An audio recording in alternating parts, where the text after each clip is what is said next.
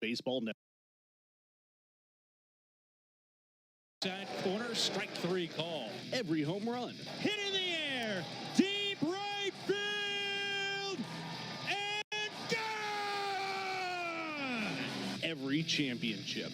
The Wahoos have the first Southern League title in franchise history in 2017.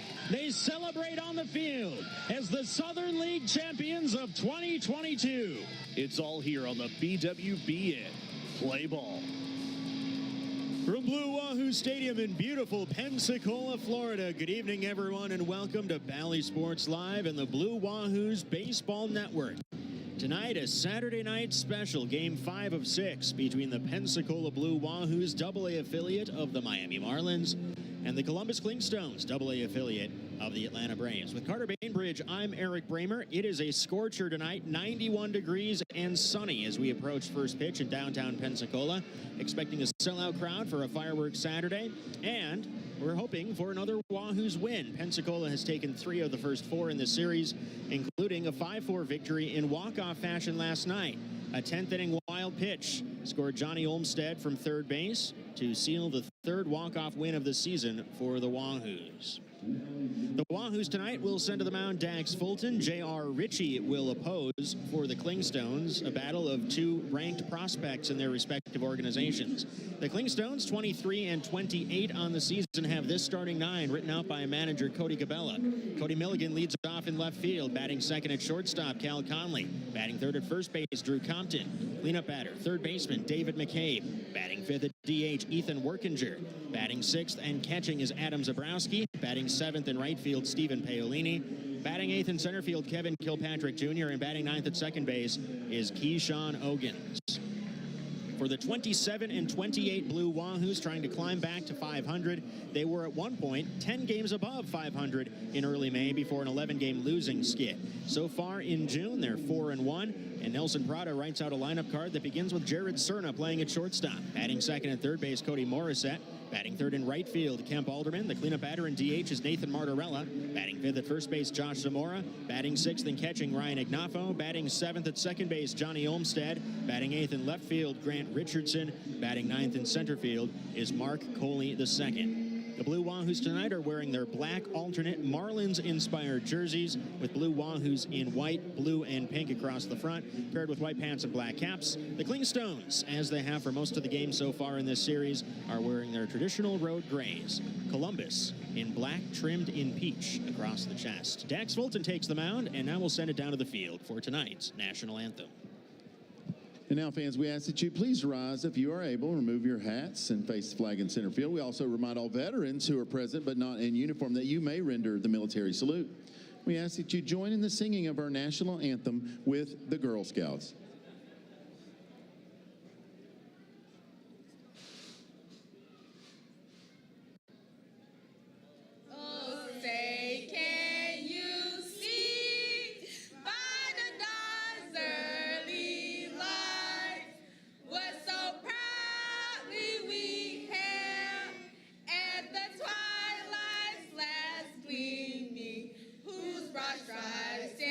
Bright stars through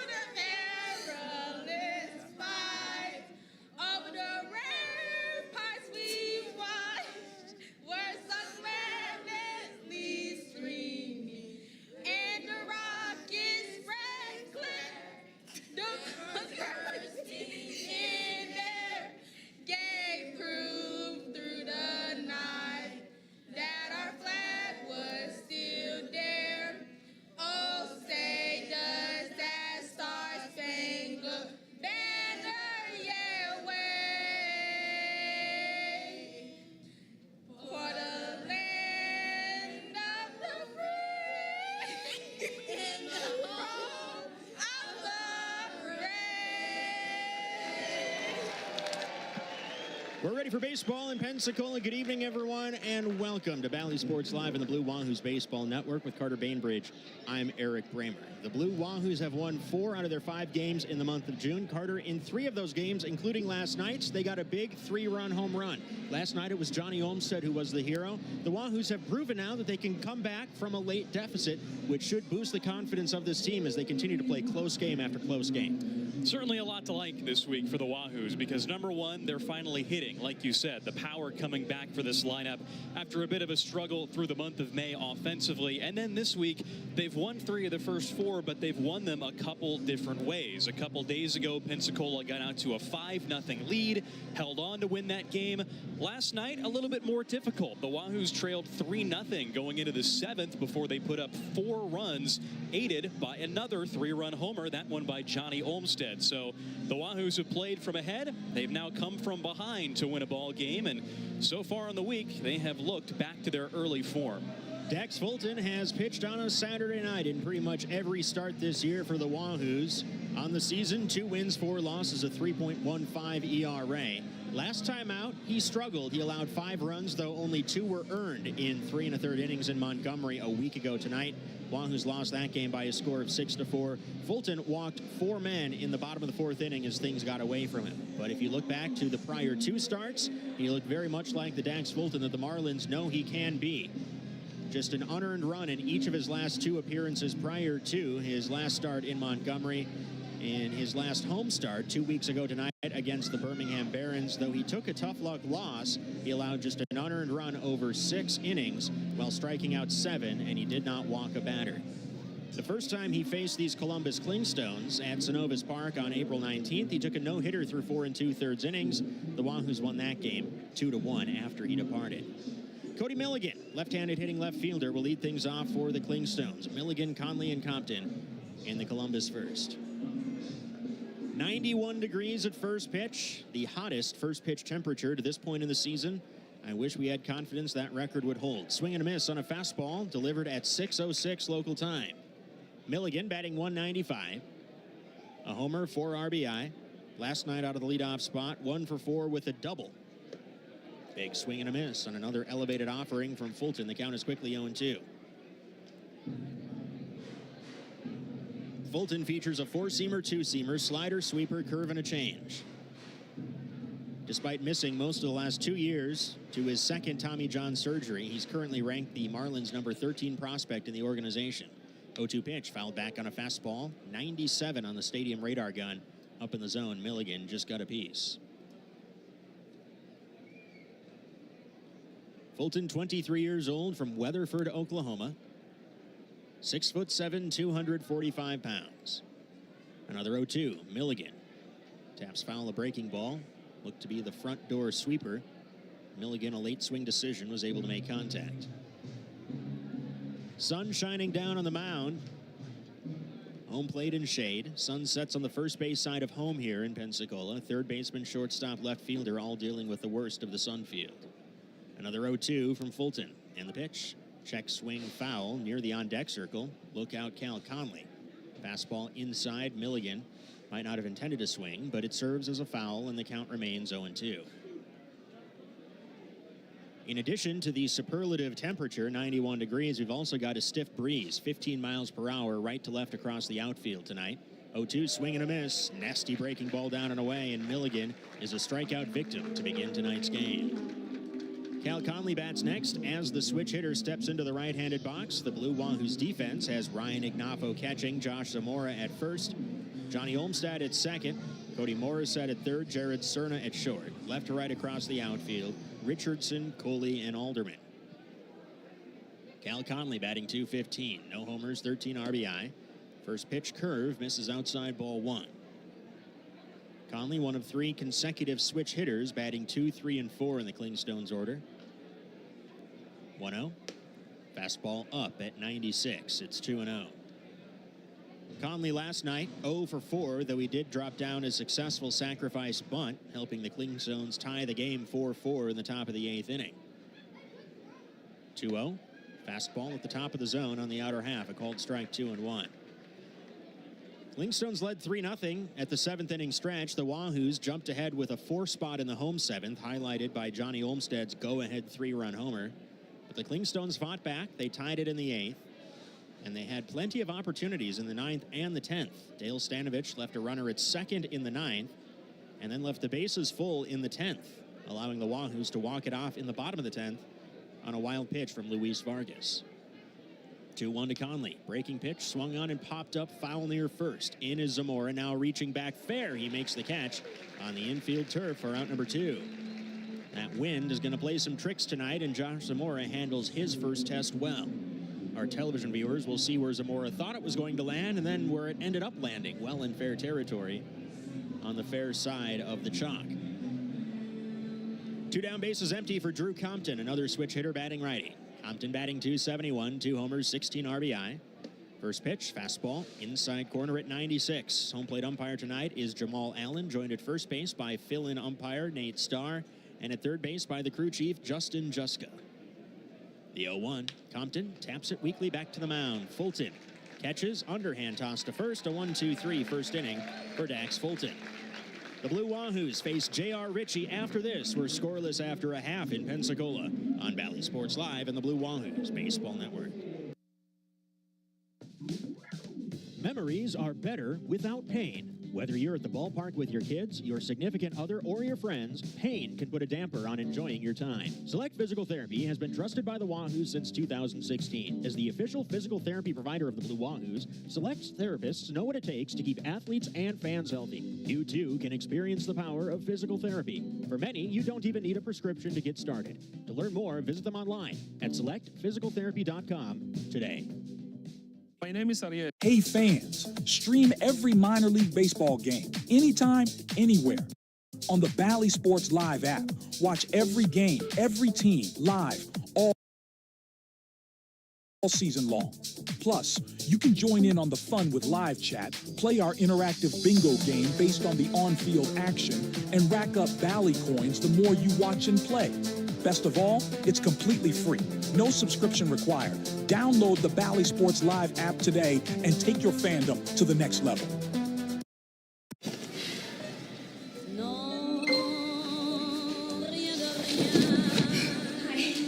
Thank you.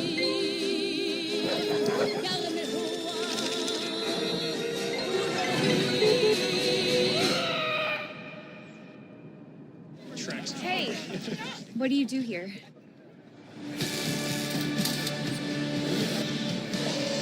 Get a gig that's built to last. No matter who you are, where you're going, or why, Wyndham Rewards members earn and redeem points fast. With thousands of destinations, Wyndham Rewards everyone. Join Wyndham Rewards, the most generous hotel rewards program for everyone. Looking for what comes next? For that moment when everything finally... 1 minute!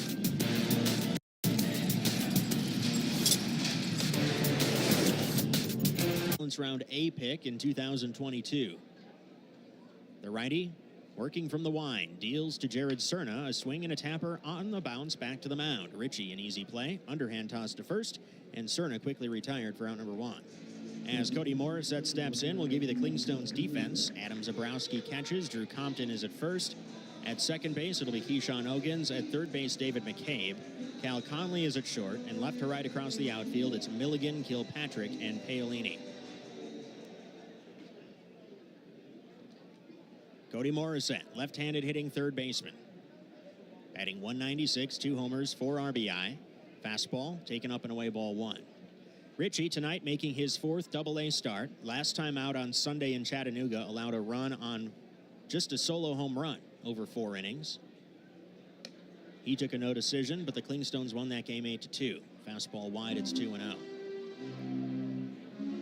Ritchie's final start in the South Atlantic League was the proverbial Maddox, and fitting that a guy in the Braves organization would earn a Maddox.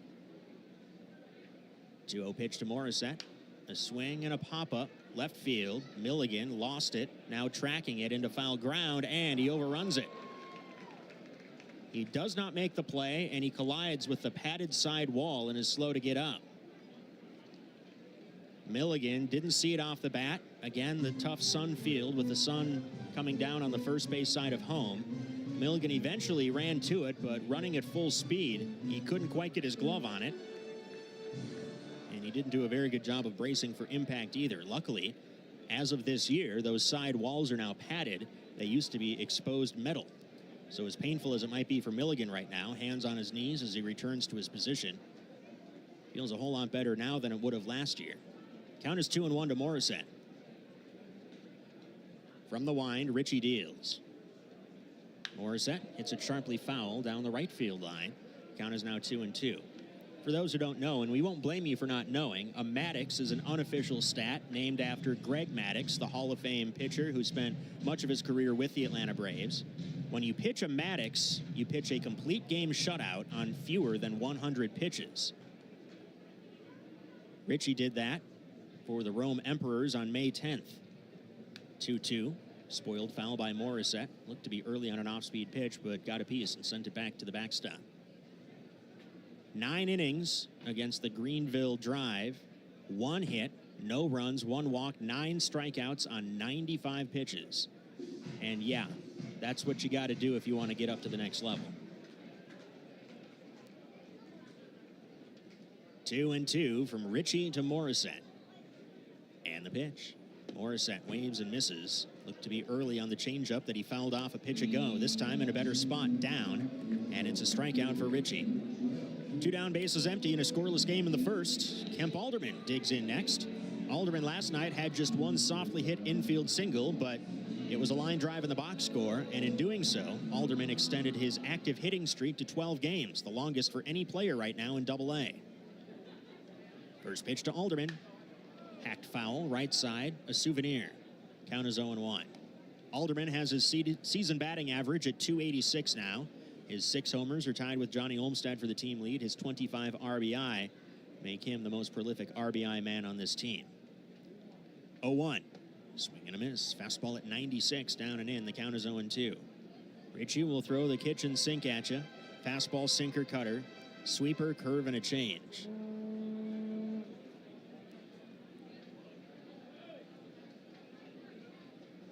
.2.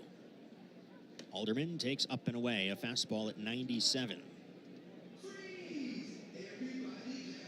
Mentioned that Richie was the competitive balance round pick of the Braves in 2022. That was sandwiched between the first and the second rounds, 35th overall. 1-2. Alderman takes wide to the backstop. Count is 2-2. Out of Bainbridge High School. Carter, you're familiar?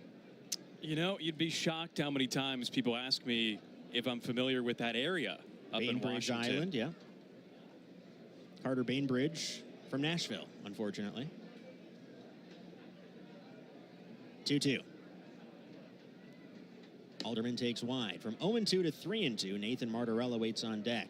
Braves awarded that compensatory pick after a trade with Kansas City in exchange for outfielder Drew Waters. Richie had committed to play collegiate baseball at UCLA before the draft, but when you're drafted that high, you usually find a way to work things out.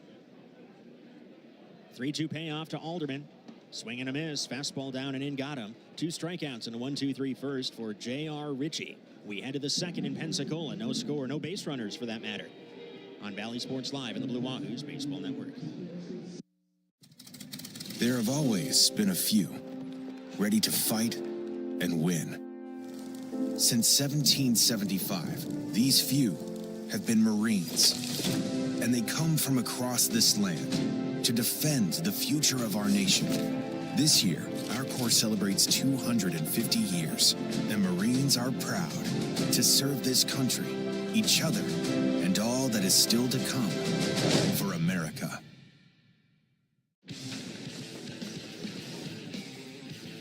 Ritsu from Rodriguez. It's lifted out to left center field.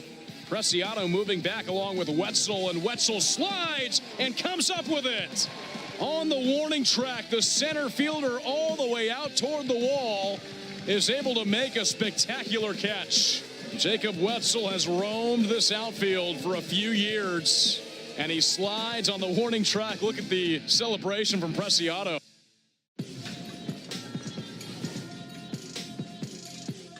the 1-1 from Pat. Fly ball left center, long run, Javon Ward. Ward dives and makes the catch! Javon Ward out of nowhere. A full extension dive to his left. Put a cape on that man. He's a superhero, taking a run off the board and getting the third out of the inning. Dun-dun-dun, dun-dun-dun. We'll be back. Rewards today. Hi, this is Bill Valona, and you are listening to the Blue Wahoos Baseball Network. Scoreless to the top of the second in Pensacola, Florida, between the Blue Wahoos and the Columbus Clingstones. With Carter Bainbridge, I'm Eric Bramer. Thanks for joining us tonight.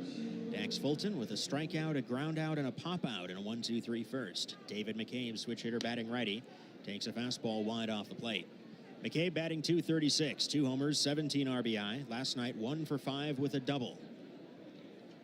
Fulton from the wide, 1-0 pitch. Fastball barreled up and hit in a left. It's down for a base hit. Richardson cuts it off, but then has trouble with it at the warning track. He bobbles. On to second is McCabe. It likely would have been a double anyway. We'll see how it's ruled. First base runner of the game for either team, Richardson, getting his first start tonight, was pressed into duty last night after the Shane Sasaki injury. The Pensacola left fielder collided with the outfield wall, chasing a Paolini home run. And so we'll give Richardson some grace as he plays left field for just the second time in this organization, in this ballpark. It is a hit on the scoreboard, no error charged. McCabe has his second double in as many games. And Ethan Workinger will bat. Swing and a miss. Early on a curve, a wave and a miss from the right-handed hitting DH, batting .241 with 9 homers and 29 RBI. Fulton working from the stretch position. A look towards second. And now the pitch home. Fastball check swing on appeal. No swing, says base umpire Nate Starr, stationed near second with a man at second.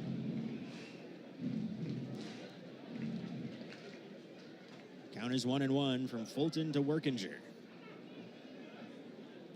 The lefty deals. A swing and a line drive too tall for the shortstop Cerna into left. McCabe had to see it through to the outfield, so he will only gain third. Softly hit line drive. Workinger has a single, and the Clingstones have runners at the corners with nobody out. That'll bring in Adam Zabrowski.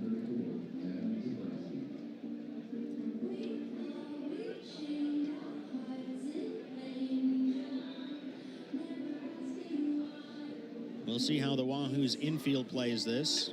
One would guess that they'll concede the run to try and turn 2, and sure enough, the infield is a double play depth for Zabrowski, the slow-footed catcher. First pitch, breaking ball low and away. The count is 1-0. Zabrowski batting .167, a homer, 11 RBI. Zabrowski got last night off. Chandler Siegel caught in his place. 1-0 home. Swing and a miss. Late on a fastball at 95. The count is 1-1. Zabrowski and Siegel, roughly alternating starts. We saw Zabrowski hit a double to right field back on Tuesday in the series opener. 1-1, check swing on a curve down and in. Home plate umpire Jamal Allen makes an executive call and says he went around. The count is 1-2. No score, top 2. Clingstones looking to strike first, as they did last night. Last night's game scoreless until the 4th. Columbus took a 2-0 lead on Stephen Paolini's 2-run homer, and Paolini is waiting on deck here. 1-2 from Fulton. 2 looks towards first, and the pitch home. Zabrowski takes in on the hands on a fastball. 2-2.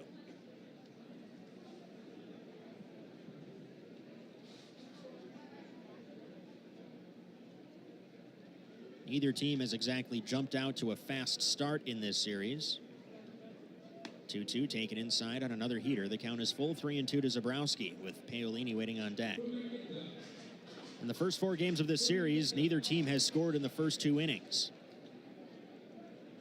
Fulton, who walked 4 men in a single inning in an ugly sequence a week ago tonight in Montgomery, looking for a strike here. 3-2 payoff, swing and a miss, breaking ball got him. Zabrowski fans, a big first out here in the second inning.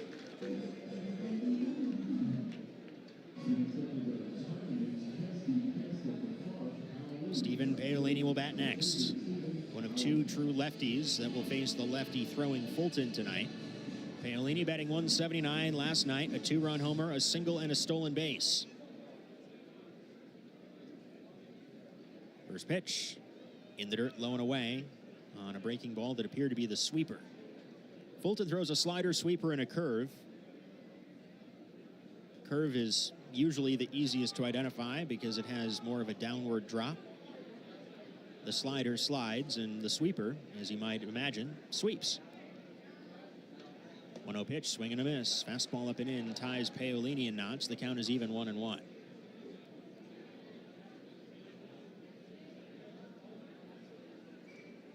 Fulton buries his face into his glove as he peers in for the sign. 1-1. Paolini takes a fastball on the outside edge, a called strike, and it's 1-2. Fulton at his best is a strikeout pitcher. More than a strikeout per inning pitched so far this year. Before the 1-2, a pickoff move to first, and back in standing is Workinger. Fulton has at times had trouble with throws, either from flat ground or from the mound. Bad throw to first in his start last Saturday cost him a couple unearned runs. 1-2 pitch, breaking ball, tap towards first. Backhand pickup, Zamora to second for one. Cerna has trouble finding the base, and that's all they'll get at second. A run will score. The Clingstones lead at 1-0. Cerna, if he had been on the base, was in position to give a return throw onto first. Paolini might have beaten it out anyway. Scored a 3-6 fielder's choice and an RBI for Paolini, who's now the lone base runner remaining. Credit to Cerna for having the self-awareness to know and recognize that his foot wasn't on the base. He made sure to get that out there. Runner goes on the first pitch. Kilpatrick takes up, throw down to second. It's a good throw, but it's not in time. Paolini, who stole a base last night, quickly steals his way into scoring position here. Kevin Kilpatrick Jr. in the box took a fastball up, and now a base hit to the outfield might very well score Paolini. And that speed that helped Paolini beat out that ground ball just led him to stolen base number 8 in as many tries this year. 1-0. Wide off speed, 2-0. Clingstones made a couple outs on the base paths last night. Both times it was Kilpatrick, but each time it was a pickoff and a caught stealing rather than anything involving the Pensacola catcher Ryan Ignafo. 2-0 to Kilpatrick, swinging a foul at the plate, 2-1. And that hobbles Ignafo. Ignafo back up and standing, trying to stretch out his left foot. Home plate umpire is a courtesy, delivering a fresh baseball for Fulton and giving Ignafo some time. And now back down in a crouch. We'll see if he receives a visit from the athletic trainer Adam Sparks. Hit his toe, as our television viewers see. That doesn't feel good. Wahoos, the walking wounded right now, functionally have a one-man bench, and it's the backup catcher Spencer Bramwell. Shane Sasaki, the subject of our select physical therapy injury report, in good spirits in the clubhouse and hopeful that he'll avoid a stay on the injured list, but had to leave last night's game colliding with the left field fence. An add to the roster, Jesus Hernandez, up from single A Jupiter and bypassing high Beloit entirely, is en route as we speak. 2-1 pitch, grounded to short. Played by Cerna. Strong throw onto first, on target to retire Kilpatrick and the Clingstones. Fans, you can visit selectphysicaltherapy.com today. The payoff. Swung on. Here's a fly ball into deep center. Gonzalez giving chase back at the track and at the wall. Leaps and makes an incredible tumbling catch. What a play as Esteban Gonzalez leaves it all on the line and prevents the Sky Cart from planing at least one. Get another gander. Gold Glove play from Esteban Gonzalez.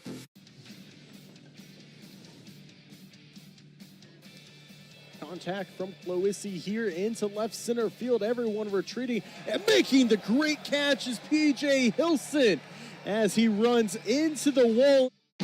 I'm Jonathan Mayo, and for more than 20 years, I've traced the path of baseball's rising stars, navigating the back roads of the national pastime and basking in the glow of small-town America's spirit, where the team is woven into the fabric of everyday life, where it's more than just a game. It's a celebration of the people, the traditions, and the culture that give these places their soul. This is Grassroots.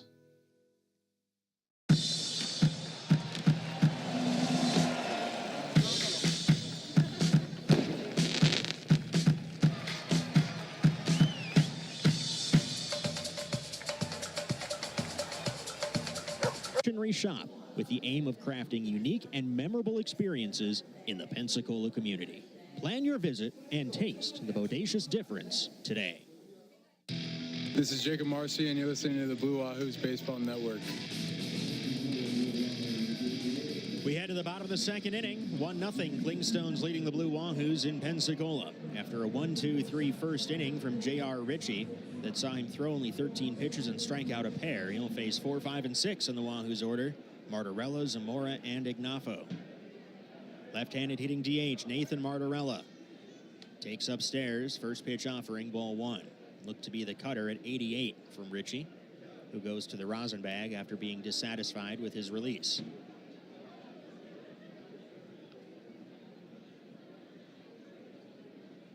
1-0.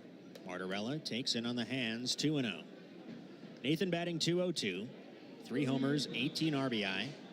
Last night 1 for 4 with a single that kickstarted the big 4-run 7th inning for the Wahoos.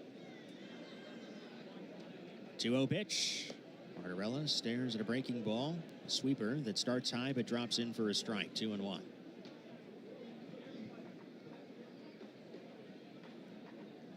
Ritchie looks in. From the wide, the 2-1. Swing and a grounder to first. Backhand pickup Compton. Takes it to the base himself. 3 unassisted putout for out number 1 here in the home second inning. That'll bring in Josh Zamora.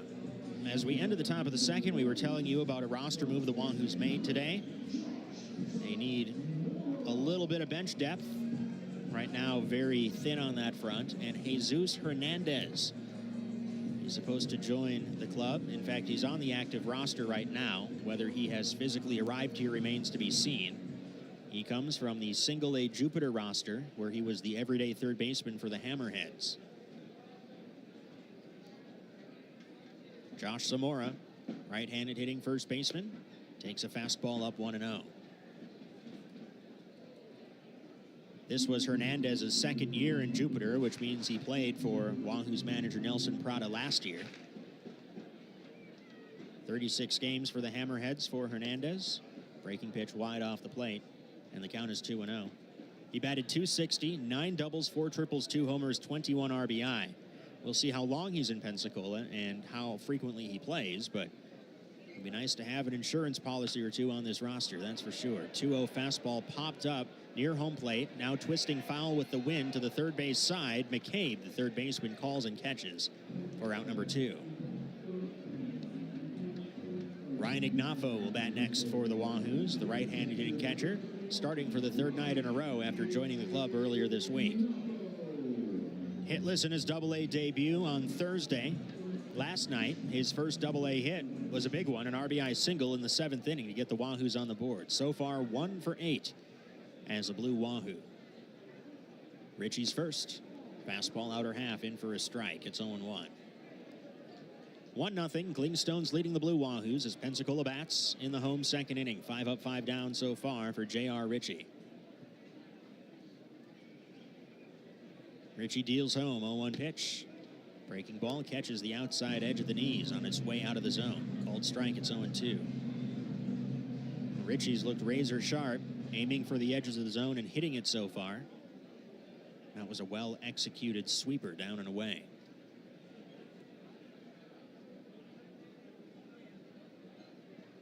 Ritchie looks in. 0-2. Ignafo takes low and away on another breaking pitch. 1-2.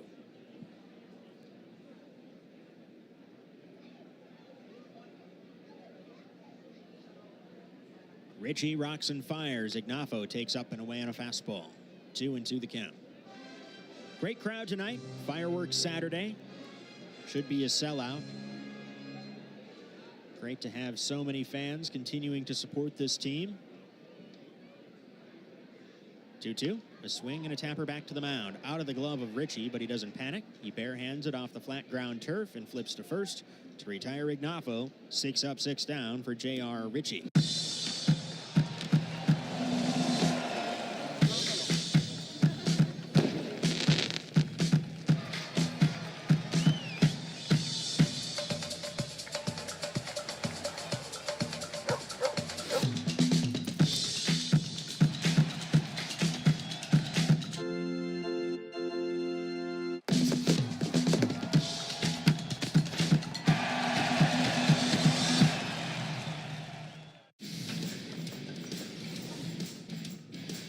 Here's now Luis Encarnacion. First pitch out of the stretch from Garcia is a deep fly ball down the left field line. Ryan Spikes moving towards the line, but he's actually, oh, he makes the catch at the last second.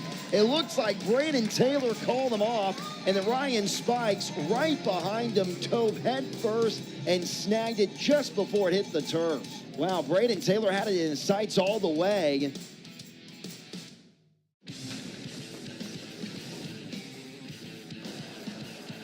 The 0-2 delivery, swinging a high drive, deep right field, way back. That ball is long gone, and that one reaches Elgin Street. Goodness. Jack Caglione with his first home run for Northwest Arkansas. That was a no-doubter. That one was straightaway right field, and it landed on the street. Next for a cut. It's the confidence of a great haircut delivered by a team you trust. Download their app today. Great clips. It's going to be great. This is Jared Serna, and you're listening to Blue Wahoo's Baseball Network. We head to the top of the third on a warm night for baseball in Pensacola. 1-0 Clingstones leading the Blue Wahoos, and on the call for the next two, Carter Bainbridge. Thanks, Eric. 9-1-2 up for Columbus, facing Dax Fulton as Keyshawn Ogins digs in. Right-handed hitter against the lefty who deals high and outside. It's a ball and a strike on Ogins, batting ninth and playing second tonight for the Clingstones, with Cody Milligan on deck and Cal Conley in the hole. Fulton winds, and the 1-0 pitch. Swing and a liner into right. Alderman back toward the track into the alley, and he makes the grab a couple feet in front of the warning track in right center. Out number one in the top of the third inning as Ogins squared up a 94-mile-an-hour fastball pretty well the opposite way, but he didn't get it all, and it brings up Cody Milligan out of the leadoff spot tonight for the Clingstones, getting his second at bat.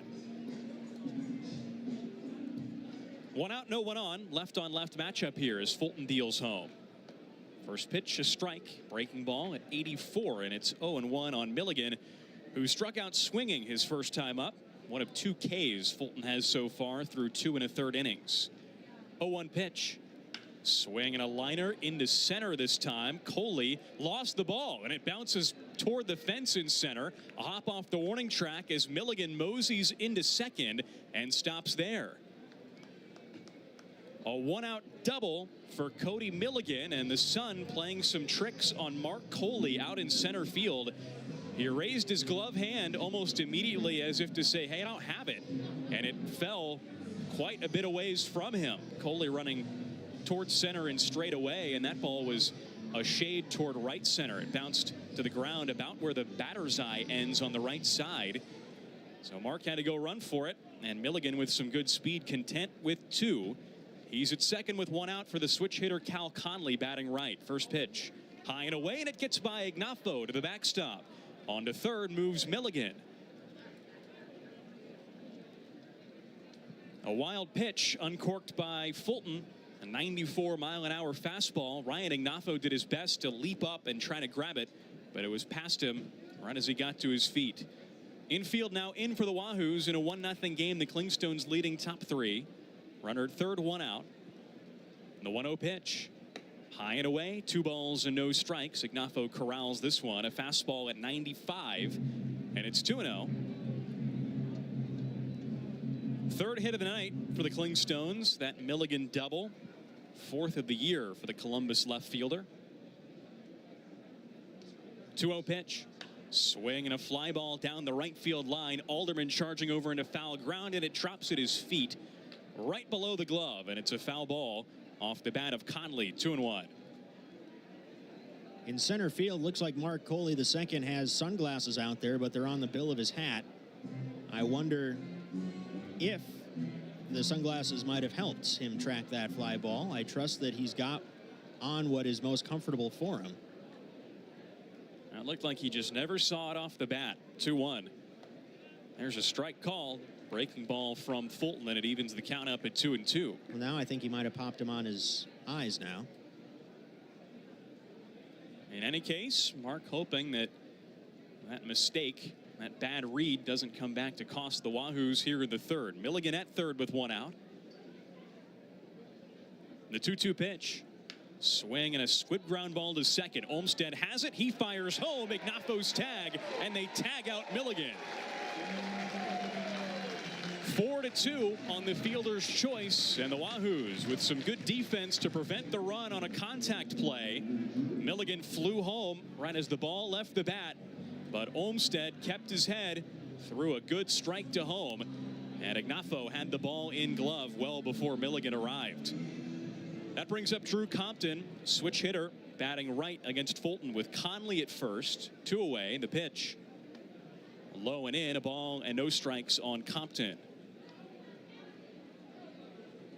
So that keeps the game 1-0. Clingstones with a run in the top of the second.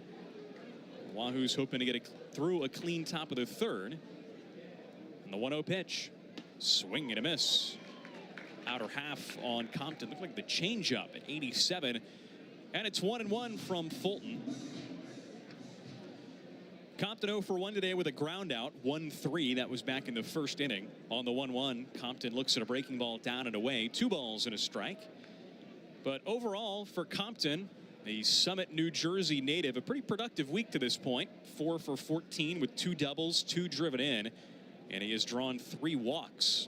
Ahead in the count here, 2-1 with Conley at first, and on the pitch, Conley goes. It's swung on and chopped to the left side. Cerna at short has it. He throws across just in time for out number 3. Zamora had to stretch to get it, but the grounder ends the top of the third. The Clingstones get a hit. They don't score. Still 1-0 Columbus going to the Wahoo third on Bally Sports Live in the BWBN. Consistently rated among...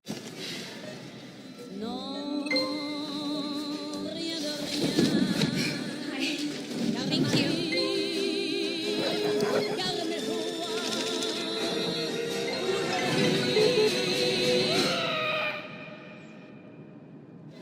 Hey, what do you do here?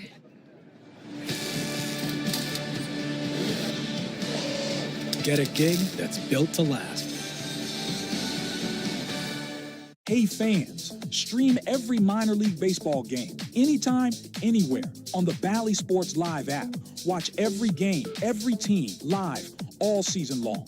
Plus, you can join in on the fun with live chat, play our interactive bingo game based on the on-field action, and rack up Bally coins the more you watch and play. Best of all, it's completely free. No subscription required. Download the Bally Sports Live app today and take your fandom to the next level. No matter who you are, where you're going, or why, Wyndham Rewards members earn and redeem points fast. With thousands of destinations, Wyndham Rewards everyone. Join Wyndham Rewards, the most generous hotel rewards program for everyone. Looking for what comes next? For that moment when everything finally... 1 minute!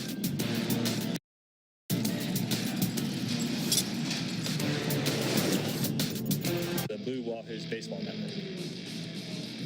Home third coming up at Blue Wahoo Stadium. Carter Bainbridge alongside Eric Raymer with you on the Blue Wahoos Baseball Network. 1-0 Columbus leading over Pensacola as we begin the Wahoo third. 7, 8, 9 for the Wahoos coming to the plate, starting with Johnny Olmsted, the second baseman hitting 7th.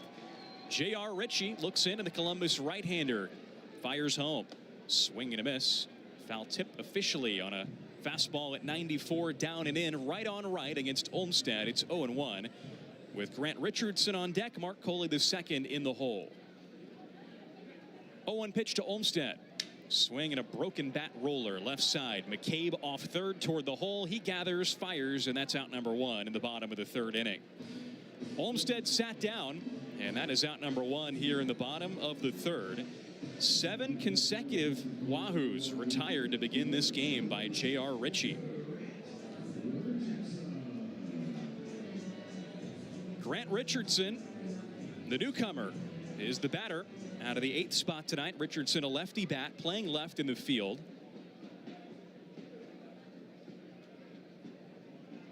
Columbus playing Richardson to pull the ball to the right side. McCabe well off third, about halfway between second and third. First pitch home. Swing and a miss. Fastball up high at 95, and it snowballs and a strike on Richardson. Last night, Richardson pressed into unexpected duty once Shane Sasaki had to leave the game with his injury out in left. 0-1. Just off the outside part, a ball and a strike. And once Richardson came in, all he did was go 2 for 2. An infield hit in the 6th. Clean ground ball single in the 7th. And on the 1-1 here from Ritchie, he swings and misses at a fastball up high. 1 ball and 2 strikes. So a good beginning to the Wahoo career by Grant Richardson, the Fishers, Indiana native, product of Indiana University, where he played his collegiate ball in the Big Ten. Ritchie winds, and the 1-2 offering.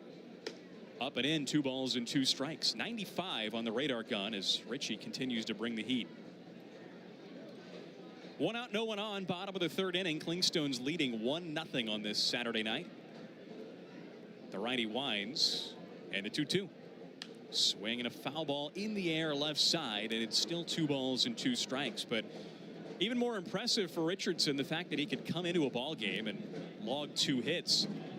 As he began the prior day back in his home state of Indiana. He drove to Pensacola over the course of 2 days, 2-2, up and away, 3 balls and 2 strikes. And before he came into the game last night, he had just arrived in Pensacola earlier that afternoon.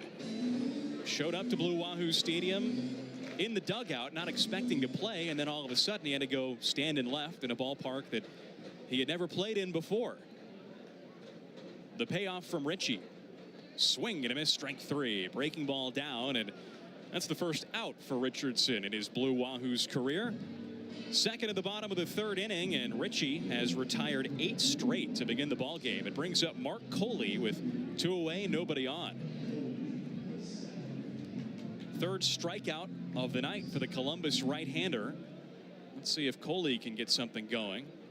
Playing center out of the 9th spot tonight. Right on right. Ritchie kicks in the first pitch. Strike call on the inside part. 96 miles an hour on the fastball. It's 0-1. You have to think that velocity is a promising sign for Ritchie, who underwent Tommy John surgery in 2023. Didn't pitch after May of that year. Came back in June of 2024 with some reduced velocity, but building back up to full strength over time. 0-1. Down and in on Coley, a ball and a strike. That one was at 95. And the book on Ritchie is that he throws about 92 to 94 with the fastball. Back in high school, he threw as hard as 97. So a bit of a tick down following the surgery, but building back up. 1-1 is low and away, and that was the breaking ball at 85. It's 2-1 on Coley. For Ritchie, a large array of pitches that he throws. 4-seamer, sinker, cutter, a couple breaking balls and a changeup. 2-1 to Coley. Check swing, called strike all the way on the outer part at 96. A pitcher's pitch, and the count even on Mark. But for Ritchie, his best 3 offerings, the 4-seamer, the slider as the out pitch, and then the changeup.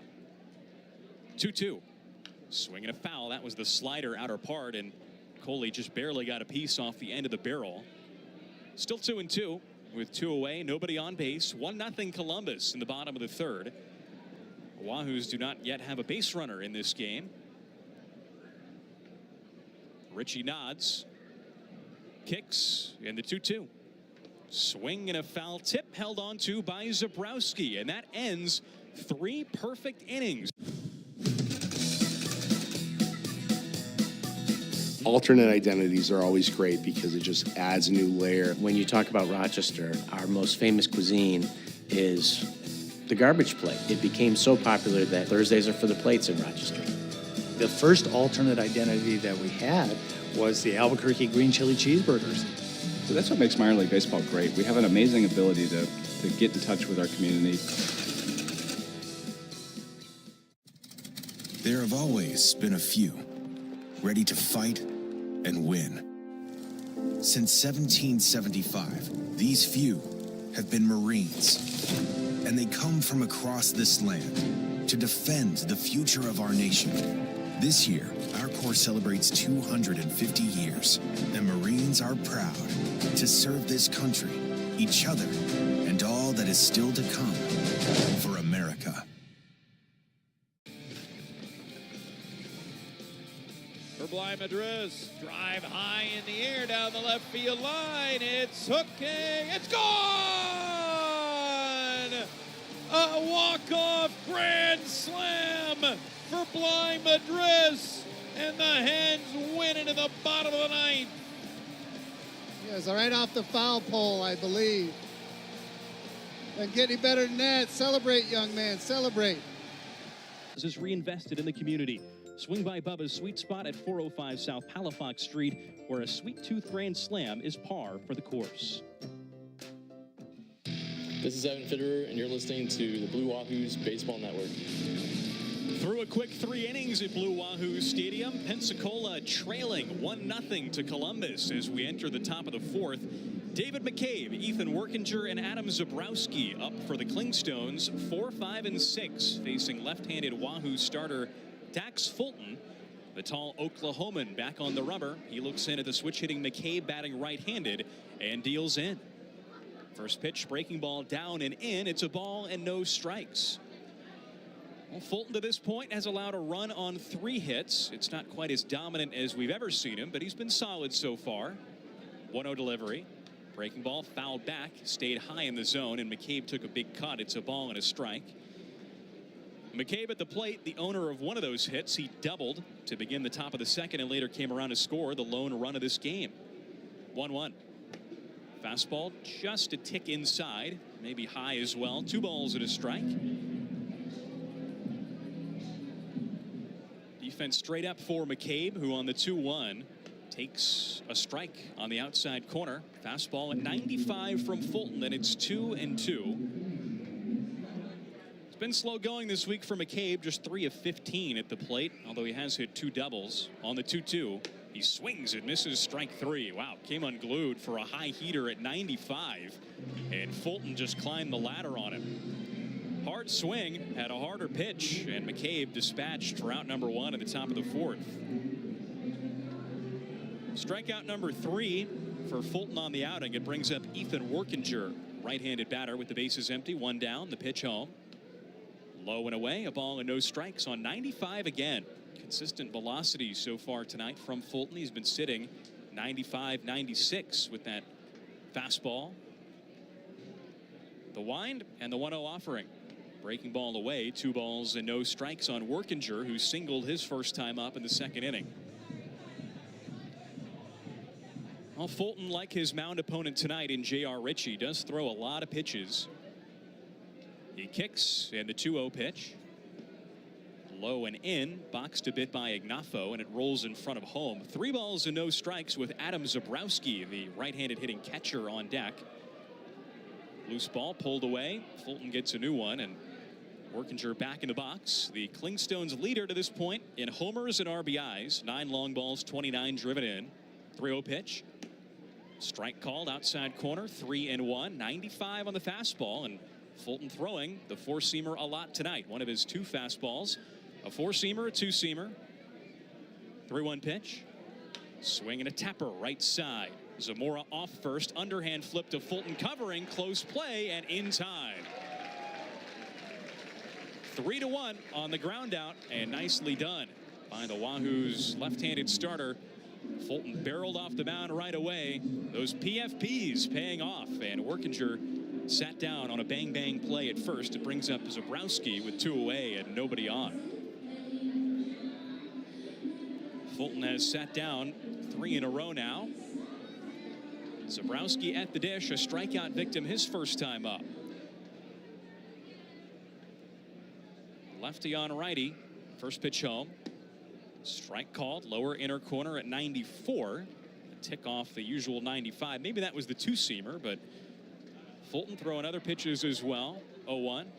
Swinging a ground ball to second, off speed at 87, gobbled up by Olmstead there, and he makes the throw to first in time to finish off the top of the fourth. Well, Fulton's pitch is working well for him so far. A 1-2-3 fourth, still 1-0 Columbus, going to the home fourth on Bally Sports Live in the BWBN. MILB is your one-stop shop for minor league team official gear. Whether you're searching for the perfect fitted cap, the latest on-field theme night jersey, or the perfect gift for a family member, you can browse over 500 different logos and designs from your favorite MILB teams. Head on over to MILBstore.com today and subscribe to our newsletter to receive 10% off your first purchase. MILB Store, we have your fun in store. Retirement can be scary, but only if you're not prepared. That's why AARP created thisispretirement.org. Because unless you've already retired, you're in pretirement, and you still have time to plan. Learn about retirement savings options, potential tax breaks, and how you can build savings over time. Visit thisispretirement.org for free resources to help you customize your action plan and feel the retirement fear disappear. Brought to you by AARP. Robertson, fly ball to left field, drifting back Marisnik. Marisnik at the wall, reaches, and he made the play! Jake Marisnik climbing the wall and making a spectacular catch up against the manually operated scoreboard, robbing Pedro Leon of extra bases. Where have we seen that before? All three runs have scored with 2 outs as Ward hits a fly ball to deep left center field. Johnson back at the wall, cannot make the catch, it stays in play. Throw coming in from LeCastro, they're gonna send him, here's the relay. Do not yet have a base runner. They've been sat down 9 in a row by Clingstones starter J.R. Ritchie, who's back to work facing Jared Cerna right on right to begin the bottom of the 4th inning. Defense straight up for the Clingstones as Cerna digs in. Ritchie winds and brings it in. First pitch, breaking ball, strike on the outside corner. 81-mile-an-hour bender for strike one on Cerna, with Cody Morissette on deck and Kemp Alderman in the hole. 0-1 delivery. Swing and a miss. Fastball inside at 95 to tie up Cerna, and quickly the Wahoo shortstop in an 0-2 hole. Cerna grounded out 1-3 his first time up. One of 2 ground balls so far tonight that Ritchie has had to handle himself.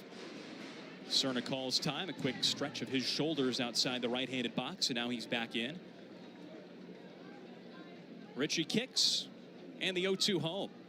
Swing and a ground ball left side. Conley from short, off-balance throw, and that's out number 1 here in the bottom of the 4th inning. Cerna retired by his shortstop counterpart, and it brings up Cody Morissette. No one on, 1 out, as Ritchie has sat down the first 10 Wahoos of this game in order. Morissette, a left-handed bat, struck out his first time up. That was in the 1st inning. Ritchie kicks in the first pitch home. Breaking ball in for a strike. Wow, that was nasty at 83, and it's 0-1. Looks like this right-hander has his stuff working tonight. Everything for strikes so far. 0-1. Swing and a miss. High fastball at 94, and second straight hitter here in the bottom of the 4th. Ritchie has started him out 0-2. A lot of room the opposite way for Morissette as the Clingstones play him to pull on the 0-2. Cody swings and fouls it back on a line at 96. Now J.R. Ritchie, a Seattle native, last year came back from Tommy John surgery, pitched for 3 Braves affiliates. On the 0-2, Morissette takes low and away, a ball and 2 strikes, 88-mile-an-hour changeup. Time spent with the Florida Complex League, then Class A Augusta in July, moved up to High A Rome in August in an abbreviated year. 1-2. High and away, 2 balls and 2 strikes on Morissette as a 95-mile-an-hour fastball pops the glove. 1 out, nobody on, bottom of the 4th. Clingstones leading 1-0. But Ritchie looked pretty good at all 3 of those stops as he progressed back from serious surgery. 2-2. Swinging a tapper foul right side on the ground. Still 2-2 on Morissette. Well, between the FCL Braves, Augusta, and Rome, Richie put together a 2.90 ERA in 12 appearances, 11 starts in almost 50 innings. 2-2. Swing and a pop-up left side. McCabe and Conley chasing back into shallow left. It's Conley, the shortstop, waving everybody else away. And that's out number 2 here in the bottom of the 4th inning. Conley lost the ball after a transfer, and Morissette lingered around first for a moment to see if he would get the benefit of that call, but instead Conley grabbed it fair and square, and it brings up Kemp Alderman right on right with 2 down here in the bottom of the 4th. The Wahoos have been retired 11 in a row to begin the game. Richie winds and fires home. Swing and a grounder to first. Tricky hop for Compton, and it kicks away towards second. Alderman safe at first, and let's see how they rule this one. A squibber off the end of the bat for Alderman the opposite way. It's the first base runner of the game for the Wahoos. It took a hop off the turf, then one on the dirt. Compton was low to the ground to try to receive it, and it is an error on the board. And E3, and I would say fairly so there. Despite the tricky hop, Compton was in good position. He got a glove on it. Could see it either way, but unlucky for the Columbus first baseman. Here's Nathan Martorella, left-handed hitter. First pitch home is up and away, a ball and no strikes. Unfortunately for Alderman, that call means that his hitting streak at the moment is not extended. Still at 12 games, but he has begun this game 0 for 2.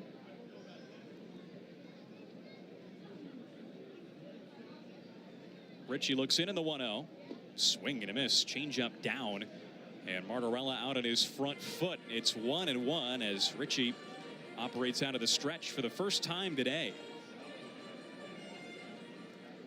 A 2-out error here in the bottom of the 4th gives the Wahoos their first base runner of the night. Richie had started the game off, having sat down 11 in a row. Martorella grounded out in his second, 3 unassisted. 1-1.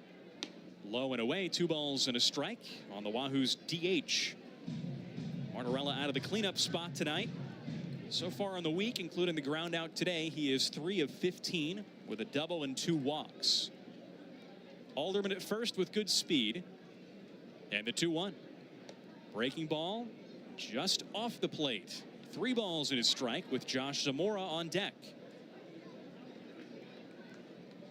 That's a pitch that Richie's gotten a couple times in this game, but not that last one. Richie waiting, and he throws over to first. Alderman slides back on his stomach, and that's disengagement number 1. Clingstones defense expecting Martorella to pull the ball to the right side. McCabe and Conley from third and short playing way up the middle. A lot of vacant room toward third. 3-1. Swinging a foul straight back by Martorella, and it's 3-2. With Alderman at first and 2 away, Kemp about to be running, and Alderman so far this year, 13 steals in 20 tries. He is a good runner. Payoff pitch, there goes Alderman, and it's down and in on Martorella, ball 4. A 2-out walk following the 2-out error, and the Wahoos all of a sudden have something brewing here in the home 4th. Josh Zamora now at the dish with a couple men on. In a 1-0 game, the Clingstones leading. First walk issued by Richie tonight, and now a quick mound visit. Adam Zabrowski out there from behind home plate. With Alderman at second, Martorella at first. 2 away here in the bottom of the 4th inning. Pensacola still in search of its first hit.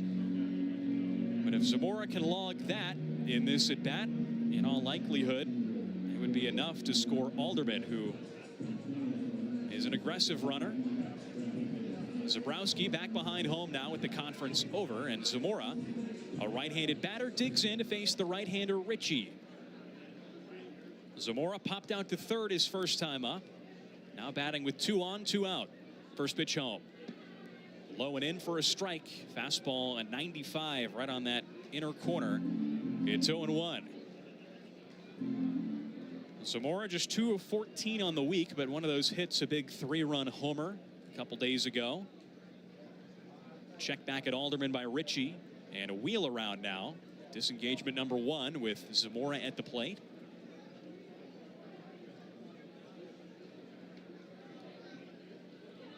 Richie now looking Alderman back, foot on the rubber. And the 0-1. Yanked away, a ball and a strike. 93 on the radar gun from Richie. At the very least, the Wahoos making this right-hander work here in the bottom of the fourth. He had cruised through the first 3 innings of this game. Now dealing with a couple base runners here in the 4th inning. 1-1. Swing and a miss. Good breaking ball down and away, and Zamora went fishing for it. It's 1-2. Time called now by Josh, who takes a deep exhale just a foot outside the right-handed box. Clingstones with a 1-0 lead. They scored that run in the top of the 2nd inning on an RBI fielder's choice. Richie trying to protect that slim advantage here in the bottom of the 4th. Check back on Alderman, and the 1-2 home. Breaking ball down and away. Zamora wouldn't bite, and it's 2-2. Now, these types of situations have been night and day for these two teams this year. Columbus, the best team in the Southern League with runners in scoring position in terms of average. The Wahoos, the worst in the league. 2-2. Swinging a foul off the plate, and they'll try the 2-2 again. Well, coming into this game, the Clingstones 251 hitting as a team in these spots. Meanwhile, the Wahoos at 202. 590 OPS with guys in scoring position, also lowest in the Southern League. But Pensacola's been better this week. 3 for 3 yesterday in these spots. Let's see if Zamora can come through on the 2-2, and he takes down and away just barely to run the count full. Ryan Ignafo on deck with Alderman at second, Martorella at first. There's some barking from the Columbus dugout, and for good reason. That pitch looked to be well within the strike zone. Admittedly looked pretty good from here, and now Jamal Allen, home plate umpire, gesturing a bit toward the Columbus dugout. Hands outstretched, palms facing the sky as if to say, what are you trying to say? Now he's back behind home plate. Richie comes set. Runner's about to go on the payoff to Zamora. Here it is. Swing and a miss, strike 3. Vicious breaking ball outside part, and Richie fans Zamora to end the bottom of the 4th inning. The Wahoos get a 2-out error and a 2-out walk, but they can't cash in. Still 1-0 Columbus. Going to the 5th on Bally Sports Live and the Wahoos Baseball Network. Group areas and party decks are now available for the 2025 Blue Wahoos season, and the top dates are going fast. Whether you're entertaining your best customers, rewarding employees, or just...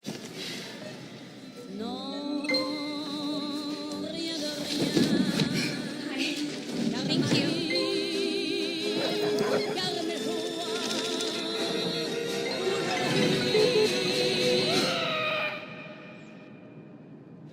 Hey, what do you do here?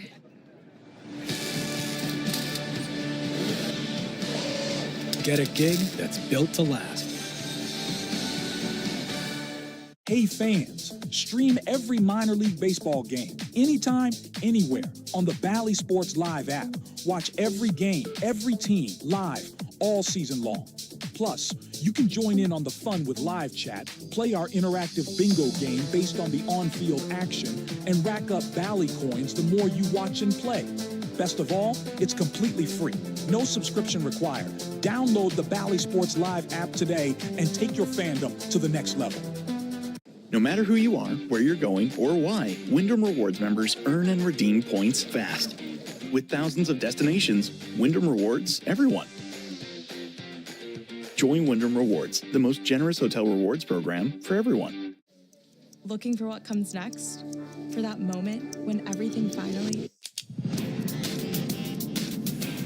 1 minute!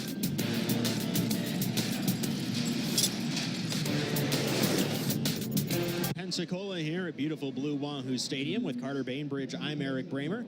Dax Fulton has retired 5 in a row, and he'll face the bottom third of the Clingstones order. First pitch, swing and miss at a breaking ball down to Stephen Paolini, who got an RBI on a fielder's choice his first time up, that right now has accounted for the only run of the game. Next pitch is wide, 1-1.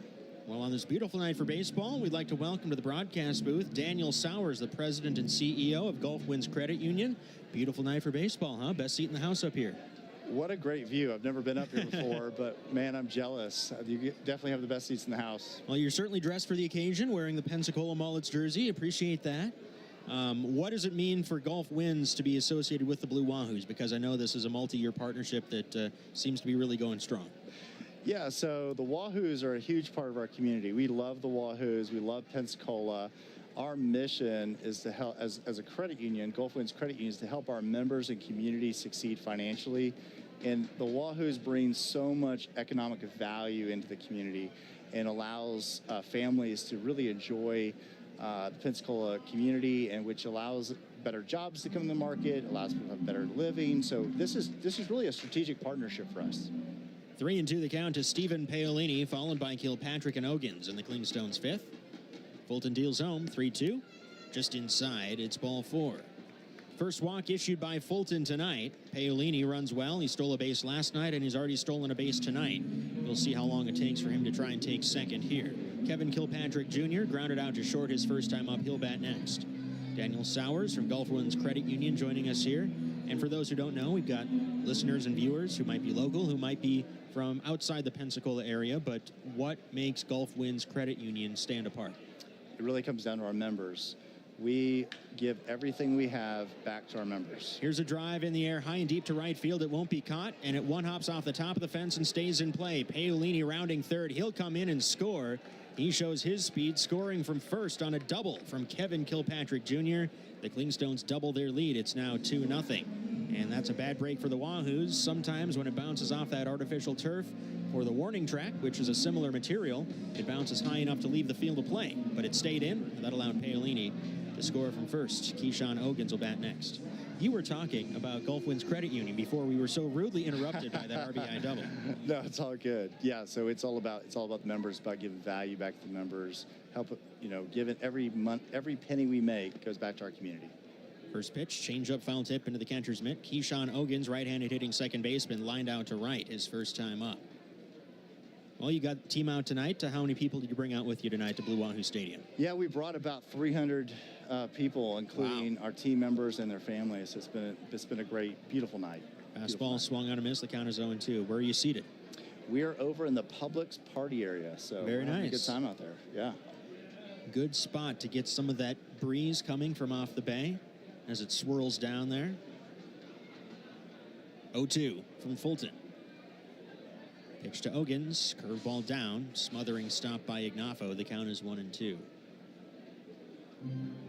Well, those of you who listen or follow on social media, every time the Blue Wahoos hit a home run on Facebook, it is tagged as a Golf Wins Credit Union home run. Wahoos could use a couple of those here as they trail 2-0 in the top of the 5th inning. 1-2 pitch, ugly half swing and a miss on a pitch in the dirt. It'll require a throw onto first, and Ignafo chooses to get the out at first, completing the strikeout rather than chasing after Kilpatrick, who got a good read on the down angle and will advance from second to third on a wild pitch. A rare play that sees a strikeout and a wild pitch. It's out number 1, but Kilpatrick takes third, and as a result, the Wahoos will play the infield in with the lineup turning over for Cody Milligan. That strikeout for Fulton, his 4th, and it goes 2-3 to complete the K.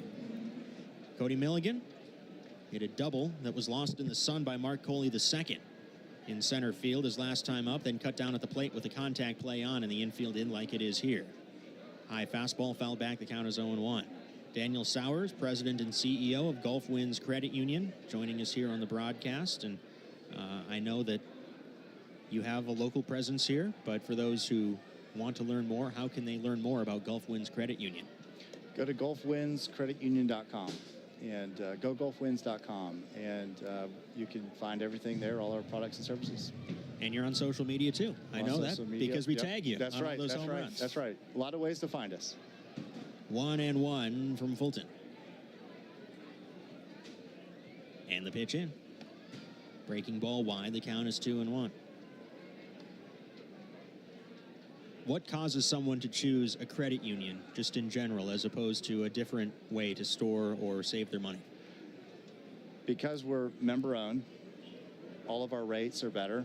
So you'll find better savings rates, you'll find better loan rates, and really everything we make goes back to our community or members in some shape, way, or form. So it's just a good way to save money. 2-1. Breaking ball starts high, but drops in for a strike, and the count is 2-2. Fulton got out number 1 in this inning on a strikeout. 1 here would be huge. It would allow the infield to play back at normal depth for Cal Conley waiting on deck. It's 2-0. Clingstones have added to their lead here in the top of the 5th inning, but Fulton trying to limit the damage.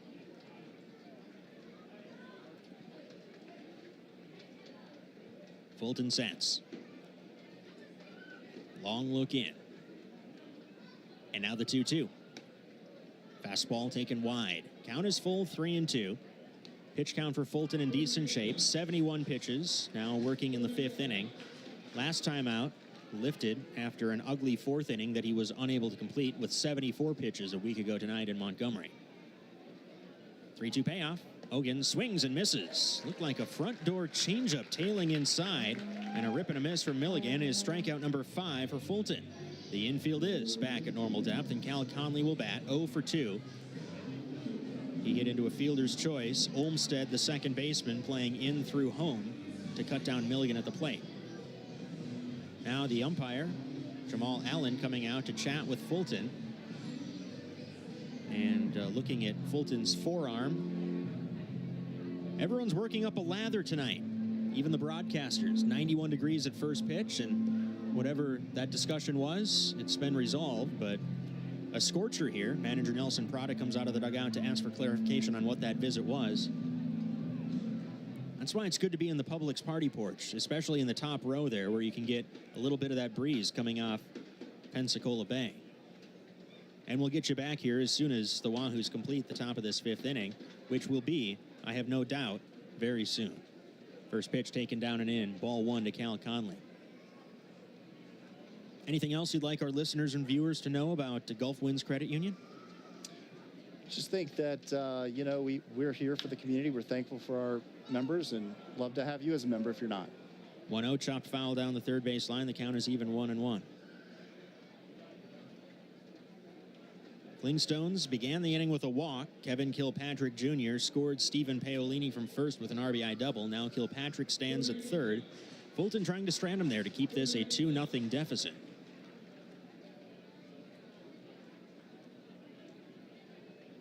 Fulton sets. 1-1. Swing and a grounder. In the hole, it's short. Rounded by Cerna. Gloves throws onto first. It's low, but it's scooped by Zamora. Nice work by Fulton. Well played by Cerna and Zamora. Well, Daniel, thanks for stopping by. There have always been a few ready to fight and win. Since 1775, these few have been Marines, and they come from across this land to defend the future of our nation. This year, our Corps celebrates 250 years, and Marines are proud to serve this country, each other, and all that is still to come for America. Turn on MLB Tonight's all-new national pregame show live at 5 as Greg, Harold, and Dan preview all the night's matchups. Premier talent. I'm just excited to put any pair of cleats on. MLB Tonight's national pregame show, weekdays on MLB Network. The Bhutanese dragon is a very uniquely designed dragon, and so we did have to make sure that we were staying very true to the dragon that you see behind me. We had to get special permission from the Bhutan Olympic Committee because this is a national flag, so luckily we've been working with the Olympic Committee the whole time, so it was a very easy approval process once we sent the appropriate documentation. The whole creative design was done by the Hudson Valley Renegades. They did an amazing job.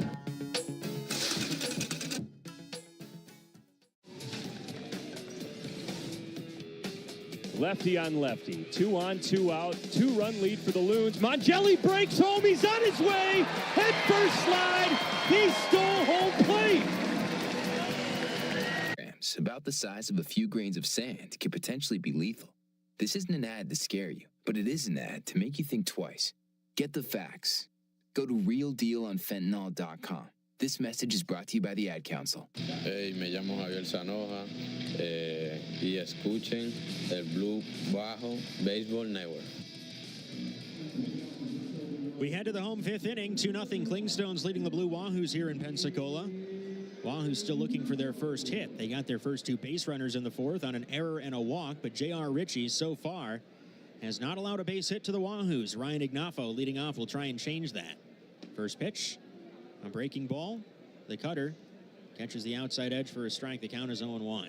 Ignafo 1 for 9 to begin his Blue Wahoo's career. He had a comebacker to the mound his first time up. 0-1. Ignafo spoils foul. The count is quickly 0-2. Hey, nice win this afternoon for the Miami Marlins, our big league affiliate. A back-and-forth game in Tampa, not St. Petersburg, Tampa. An 11-10, 10-inning victory for the Marlins. 0-2. Ignafo chops it towards second. 2 skips to Ogans, fields at his waist and throws to first to retire Ignafo, out number 1. Johnny Olmstead bats next. The winning pitcher in that game for the Marlins, our old friend, a former Wahoo, Cade Gibson. Gibson worked a scoreless 9th, and then protecting a 1-run lead did not allow the placed runner to score in the bottom of the 10th. Gibson got the final 6 outs, got his first big league win, and after a little more than a month at the big league level, Gibson has a sterling 1.06 ERA. He's become a dependable lefty in the big league bullpen. Well done, Cade Gibson, and well done, Marlins. Fastball taken up and in, ball 1 to Johnny Olmstead, who grounded out to third his first time up. Richie Wines, 1-0 pitch. Fastball in, 2-0. J.R. Ritchie. And no, our television viewers can tell he's not related to J.R. Richard, the former Houston Astros All-Star. 2-0. Olmstead swings and foul tips. 91 looked like the cutter into the catcher's mitt. The count 2-1. You might think that JR stands for something. He's actually born Ian Ritchie Jr., which I would have to think is where the JR comes from, the junior part of it. Fastball up and in. 3-1 to Olmstead. Grant Richardson waiting on deck.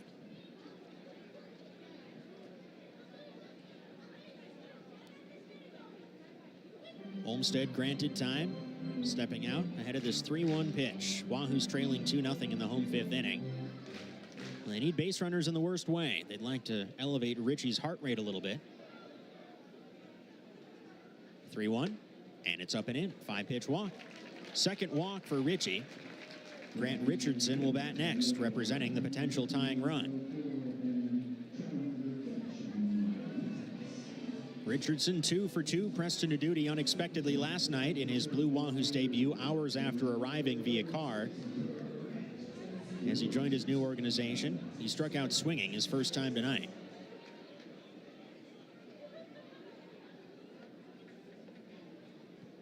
First pitch to Richardson is taken down, ball 1. Richardson this year split time between AA and AAA. That's Somerset and Scranton Wilkes-Barre in the Yankees system. Good numbers in 15 games for the Rail Riders before he was released.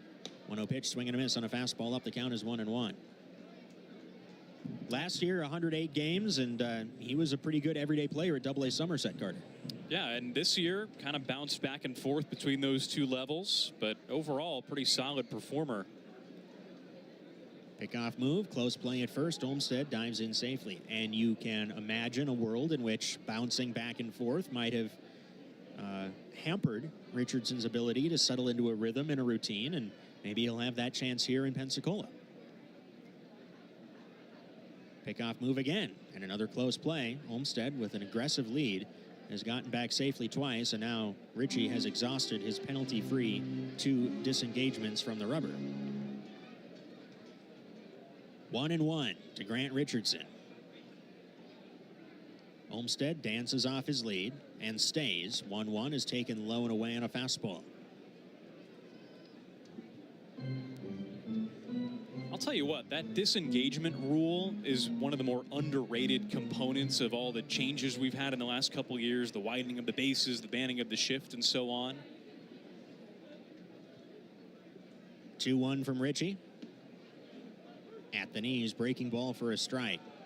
Yeah, I mean, it keeps things moving. It incentivizes stolen bases. I think it makes baseball just more exciting. It turns the moment after 2 disengagements into another thing where you're expecting something to happen. 2-2. Richardson sends it in the air, high and deep to left center field. Kilpatrick going back at the wall, and gone! Grant Richardson goes deep. His first with the Wahoos, and this game is suddenly tied up 2-2. J.R. Ritchie hadn't allowed a hit through 4 1/3, and now he allows a big one to bring this game back to all square.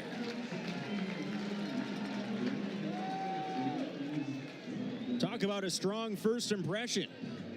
Grant Richardson, 3 for his first 4 with the Wahoos, and this was a pretty big swing. Mark Coley II swings through a fastball. The count is 0-1. And that's a part of the ballpark where you hardly ever see a left-handed hitter hit a home run. Opposite way toward the flags, just to the side of the batter's eye. Unless you're named Griffin Conine, yeah. Fastball in for a strike. It's 0-2. Pensacola's all-time home run leader. Hit plenty out that way in his time with the Wahoos. Coley granted time behind in the count 0-2. Wind moving right to left across the outfield. Twisted that one away from Kilpatrick, the center fielder, but that ball off the bat, you could tell, was destined to clear the yard. Swing and a miss. Coley gone quickly on 3 pitches. A little revenge strikeout for Ritchie, his 6th of the night. Lineup will turn over for Jared Cerna. Cerna 0 for 2. Tapper back to the mound and a ground out to short for the right-handed hitting shortstop.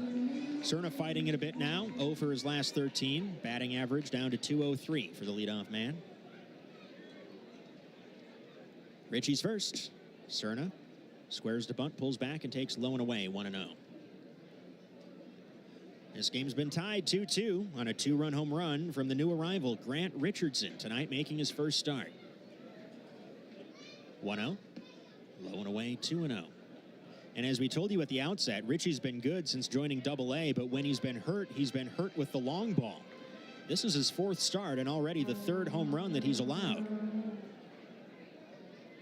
2-0. Cerna swings through a fastball middle in. 2-1. And not totally unlike a couple of the other arms we've seen for the Clingstones this week. Lucas Braun, Ian Mejia, Blake Burkhalter. They're all in pretty similar molds. 2-1. Down the middle, fastball for a strike, 2-2. Similar pitch mixes, all right-handed. They throw a lot of strikes without any real label you can put on them. Not flamethrowers or control artists or masters of break. They just pitch.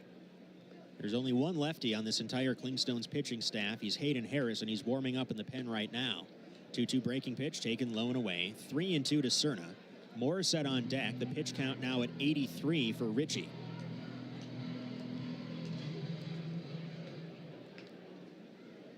Rarely goes above 90. This might be his final batter. 3-2. Outside edge, called 3rd strike. Cerna on his way to first. Hangs a right-hand turn with a few sharp words for Jamal Allen on his way to the dugout. But in the 5th inning, Olmsted walks. Richardson hits a 2-run homer. And just like that, we're tied 2-2 to the 6th in Pensacola on Bally Sports Live and the Blue Wahoos Baseball Network. Celebrate the history of our national pastime at the National Baseball Hall of Fame and Museum in Cooperstown. See priceless treasures that'll bring your baseball. Quintero reaches down, pops it up, third base side. A long run for Taylor. He slides into his own dugout and makes the catch. He slid into the sidewall. Your day in baseball starts with MLB Central. Lead off your morning with in-depth breakdowns, interviews with the players, and a little bit of everything else. The baseball day begins with MLB Central, weekdays at 10 a.m. Eastern, only on MLB Network. At least once a week, he's needing a new one. On the ground, back up the middle. It's caught in the air, in fact, and Butterworth is going to be out. That one went off the leg there of Herney. Castillo around third. Reed waves him home. Here comes a throw from Montez high, and the runner cashes into the catcher, and the tag is applied. What a play by Freddy Batista.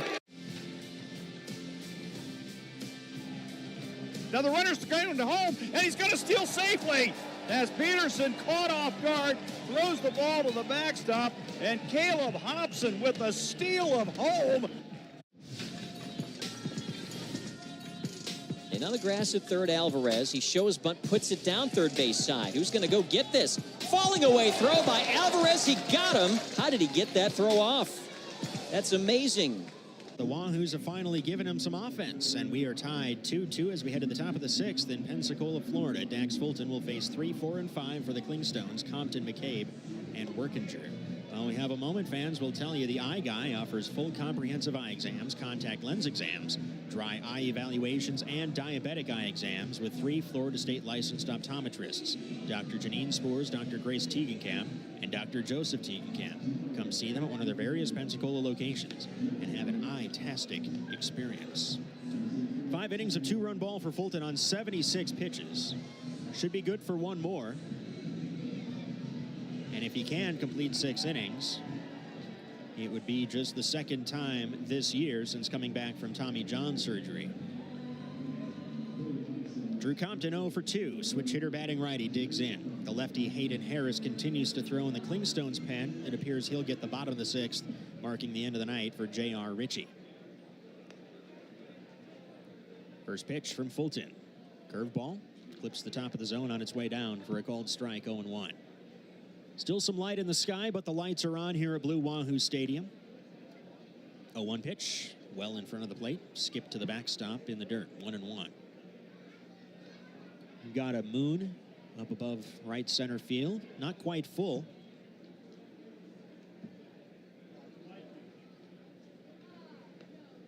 One, swing and a miss. Look to be a changeup down and away. The count is 1-2. I don't know if that's a waxing or a waning gibbous, but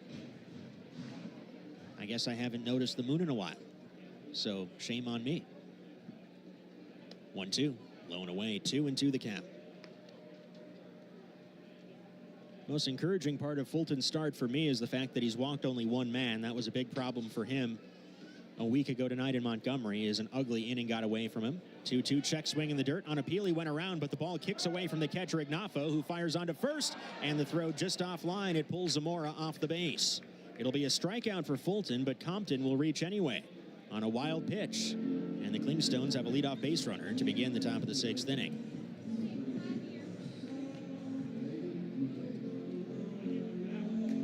Second wild pitch on a strike 3 in the last 2 innings. Keyshawn Ogun struck out on a pitch in the dirt in the 5th inning that allowed Kevin Kilpatrick Jr. to move from 2nd to 3rd. Fulton's stuff is nasty. These Clingstones are chasing, especially down, and Ryan Ignafo looks like he might have busted a seam or broken a shin guard as he's crouched down addressing an equipment malfunction in front of the Pensacola dugout.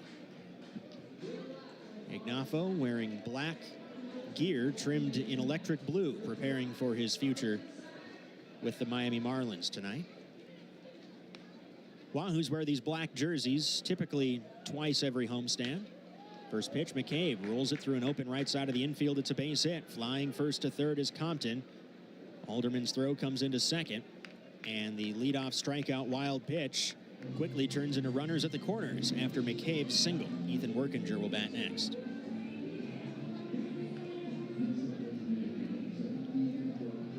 Tied at 2, top 6, but the Clingstones, just as they did last night, after seeing the Wahoos put up a crooked number, are poised to answer back with at least 1 run of their own.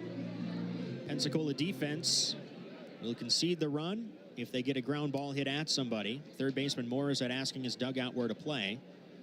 And to give his teammates more time, Fulton is going to use one of his disengagements to step off the rubber and call time. Morissette does play back. Wahoos would rather get the double play and allow a run to score than allow a ball to trickle through a drawn-in infield. Fastball taken up and away, ball 1 to Ethan Workinger, who's 1 for 2 with a single back in the 2nd. Action in the Pensacola pen.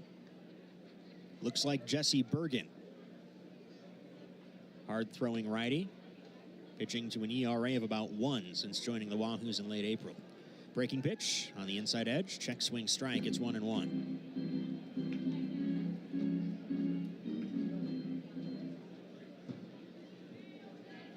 Fulton looks in.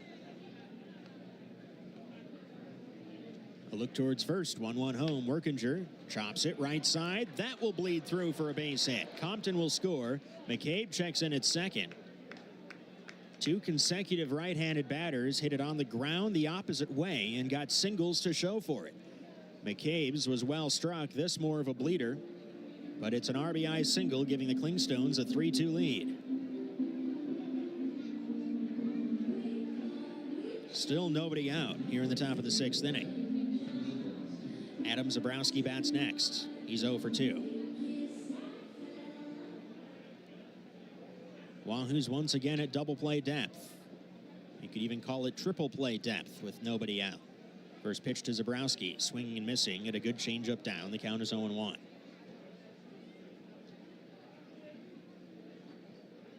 Second baseman Olmstead shading up the middle, also serving to keep McCabe close at second. 0-1 pitch from Fulton.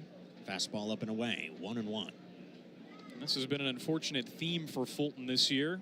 8 prior starts. In 4 of them, he had to leave mid-inning once an opponent began rallying against him. So hopefully, Dax can finish off this last inning cleanly.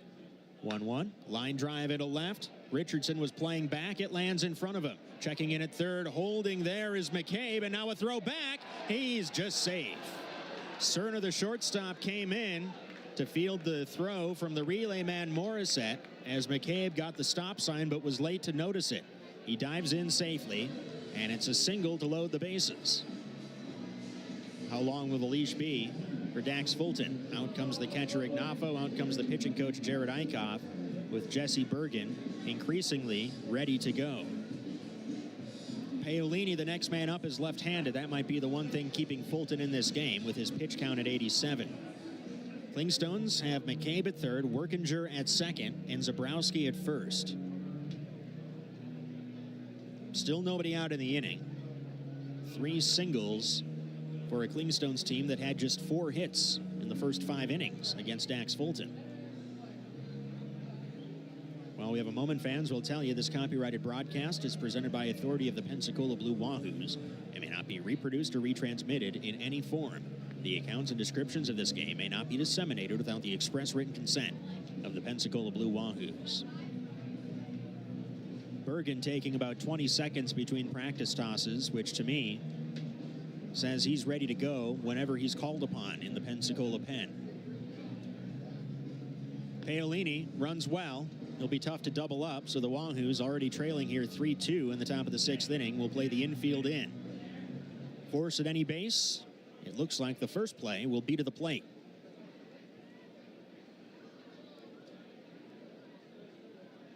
Fulton's first. Paolini takes inside on a fastball, headed for his kneecaps. 1-0. Paolini drove in a run on a fielder's choice in the second, then walked in the 5th and scored from first on a Kevin Kilpatrick Jr. RBI double. Fulton sets. 1-0. Paolini stares at a fastball just up and in. 2-0 the count. It's been a good pitch for Dax today, that high strike. He's thrown fastballs and breaking stuff up there, but not rewarded that time. Fulton steps off the rubber. Walks down the back slope of the mound and reclaims the rubber for this 2-0 pitch. The lefty deals. Paolini fouls it off the mask of the catcher Ignafo. Fastball in the zone. Paolini was right on it. The count is 2-1.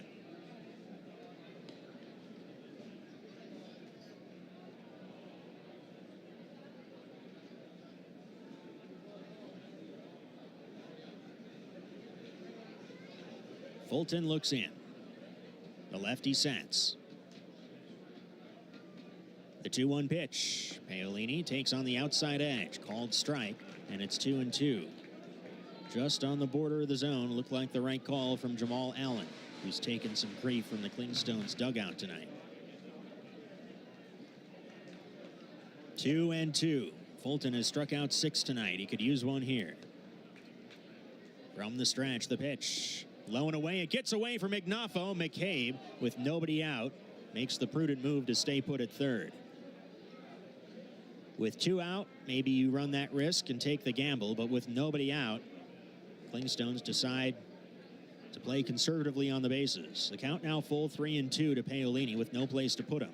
Kevin Kilpatrick Jr. waiting on deck.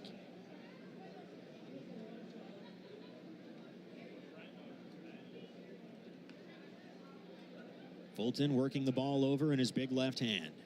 Takes the sign and sets. 3-2 payoff.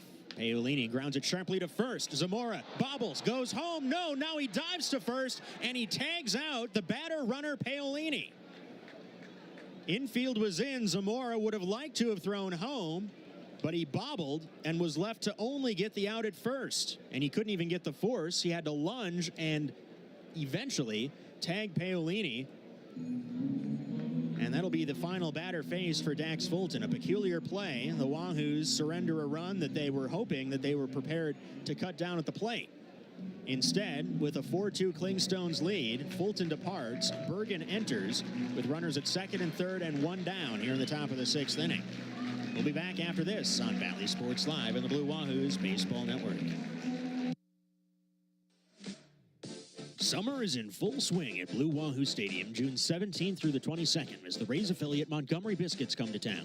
We've got 3 fireworks shows on Wednesday the 18th, Thursday the 19th as part of a Juneteenth celebration, and Saturday the 21st on Shark in the Park night. Plus, Friday the 20th is Snowmageddon night with a Wahoo's Winter Beanie giveaway presented by Woodlands Medical Specialists, and Sunday the 22nd features a live performance from ballpark organist Nancy Faust. To purchase tickets, visit BlueWahoos.com. Your baby's brain is a work in progress, and you are the person who can influence it the most. This is Quint Studer of the Studer Community Institute. Positive, loving interaction with a parent is the food that your baby's brain uses to grow to be healthy, sharp, and ready to learn. 85% of the brain develops by age 3. The more words a baby hears in that time, the better prepared for school and life he or she will be. How can you help? Here's some advice from Dr. Dana Susskind, the founder of 30 Million Words Initiative at the University of Chicago. Talk more. Talk about what you do. Talk about what you are doing when your baby is there. When you change a diaper, when you wash dishes, when you do anything, talk about it with your child. Babies are always listening. Research from Dr. Dana Susskind and others shows the more words a child hears, the better they will do at school and in life. Be the bulb for your child. Learn more about the importance of early education at studeri.org. That's STUDERI.org. Bubba Watson here. You're listening to the Blue Wahoos Baseball Network. 4-2 Clingstones as they bat in the top of the sixth here in Pensacola. Second and third, one down. Jesse Bergen on the mound to face Kevin Kilpatrick Jr. The Wahoos infield is once again in. Jesse Bergen deals home. Kilpatrick swings first pitch and fouls off. First base side out of play.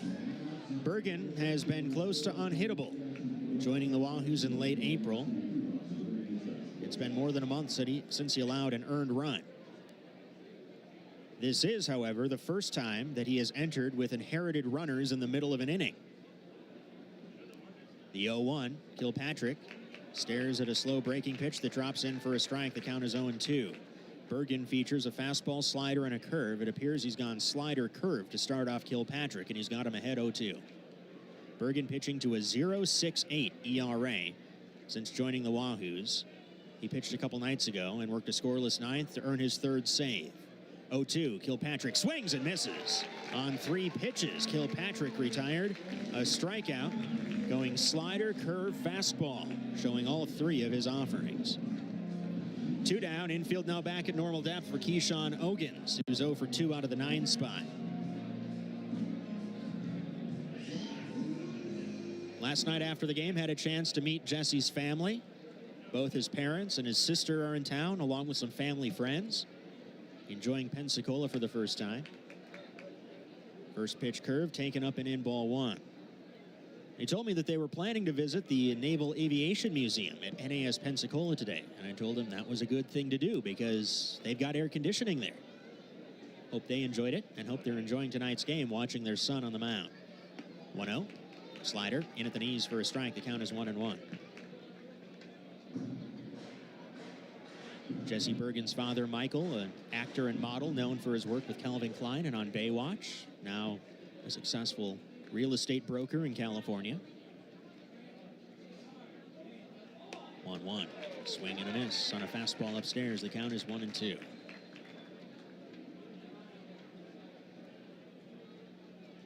Workinger at third, Zabrowski at second. The Clingstones have scored 2 already here in the 6th inning, but Bergen trying to throw some water on the fire. The 1-2. Ogins is hit. A fastball rides up and in. And was he hit? Time is called by Jamal Allen, and it might have hit the knob of the bat.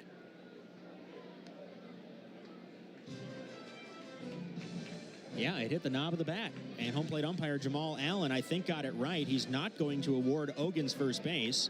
Cody Gabella, the manager, comes in from the third base coach's box to ask for clarification, and Ogins likely telling him, yeah, it hit the knob of the bat. Fastball riding up and in at 95. Bergen catches a break as that's a foul ball. Count remains 1-2. Bergen sets. The pitch to Ogins. Fastball up and away this time. 2-2. Jesse Bergen missed significant time with a couple labrum tears. Finally healthy, showing the kind of stuff that made him the 11th round selection of the Marlins in the 2021 draft. 2-2, fastball. Looked good from here, but taken apparently outside. Now it's the Wahoo's dugout, barking at home plate umpire Jamal Allen on a pitch that looked to be well within the bounds of the strike zone.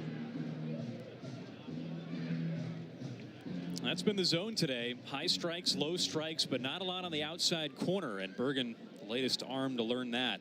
Count is full, 3-2. First base is open. Leadoff man Milligan on deck. Payoff pitch. Ogins takes just below the knees. It's a walk to load him up. And Milligan will get a chance with the bases juiced. He's 1 for 3 today with a double. Awfully good pitch. I'm not even sure Ogins had his eye on that one, that he looked to take it. He might have just locked up. But for that take, he's awarded first, and now Milligan up to hit. Once again, a force at every base for the Wahoos, trying to get out of this top of the 6th inning with only 2 runs allowed. Bergen sets. First pitch to Milligan. Fastball, or rather off speed, up in the zone. A called strike, 0-1. And a Bronx cheer from these Pensacola fans who know their baseball and know a strike zone when they see it. Bergen looks in.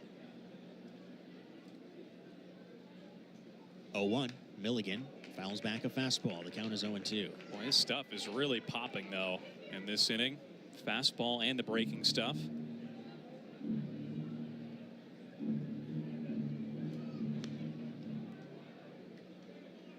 Trying to leave the bases full of Clingstones. Bergen sets. The 0-2. Milligan swings and misses. High fastball got him. Great work by Jesse Bergen. He leaves the bases full. The Clingstones get 2, however, and they take a 4-2 lead to the bottom of the 6th here on Bally Sports Live and the Blue Wahoos Baseball Network. Your family is your legacy. Planning for a natural disaster will make sure you're all safe. Visit ready.gov/plan today for the tools and tips you need to protect that legacy. That's ready.gov/plan. A message brought to you by FEMA and the Ad Council. Let's take a moment to breathe. Deep inhale. Extend your spine. Remain focused on what you're doing. If safe to do so, exhale slowly, leaning to one side. Inhale back to center. If safe to do so, exhale slowly to the opposite side. Find mental health resources at loveyourmindtoday.org. This message is brought to you by the Huntsman Mental Health Institute and Wagaspack's pitch, curveball, and a fly ball into left. Morgan to step in. Now he's motoring back. He gets twisted around, and he made the catch, barreling up against the wall on his knees. 1 strike to 4. The next pitch. Swinging a ground ball left side. Free little backhand. Jump throw from the hole on a bounce. Cleaned up by Chavis for a magnificent play by Alex Freeland. Quintero reaches down, pops it up, third base side. A long run for Taylor. He slides into his own dugout and makes the catch. He slid into the sidewall. Now the pitch. Wilkin rolls it left side. Stovall dives it short, grabs it, throws from his knees to first on a hop in time, and it beats Wilkin. What a play from Stovall. Threw it from his knees. steal around third. Reed waves him home.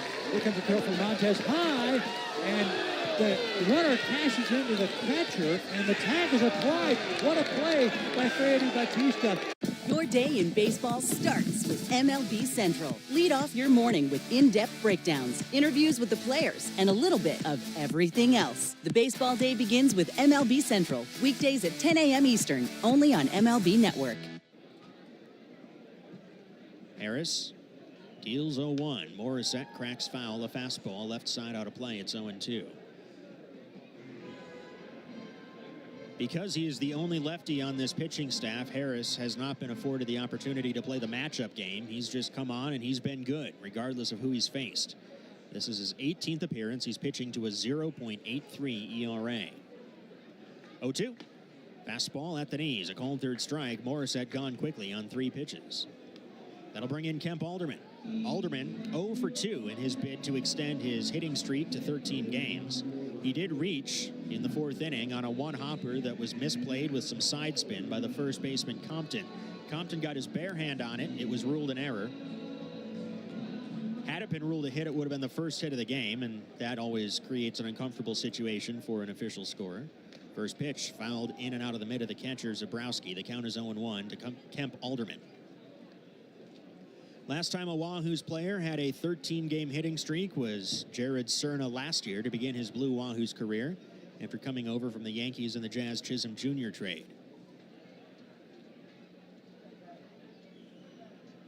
0-1 lined in the air, down the left field line, it's fair into the corner. Extra bases for Kemp Alderman. He extends his hitting streak to 13 games with a ringing double down the left field line.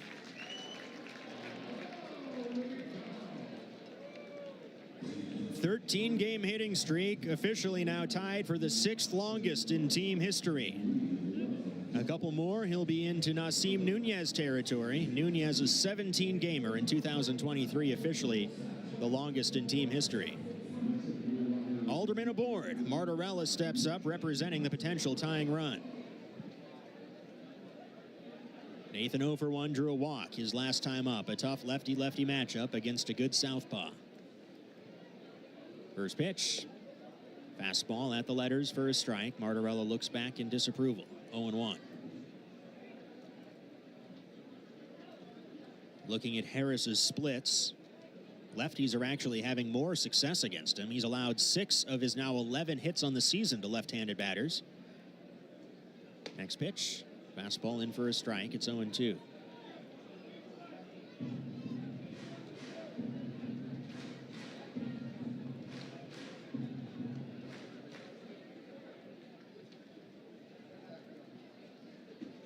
A look towards second. 0-2 to Martorella. Late swing and a miss. He's gone quickly. 2 strikeouts in the inning for Harris. Each have been on only 3 pitches. With 2 down, and Alderman still at second, Josh Zamora will bat next.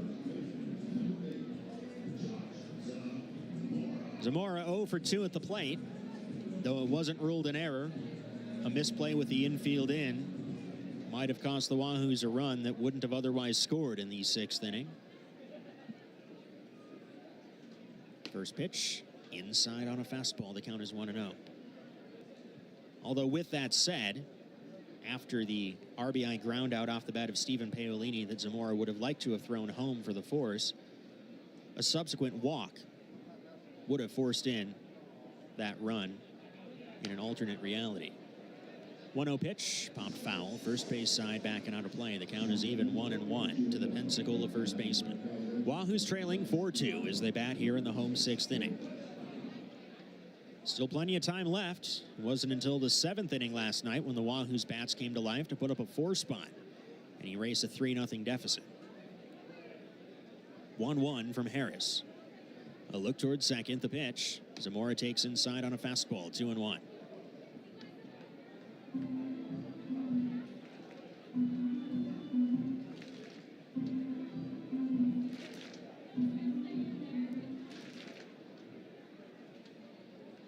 Harris ready.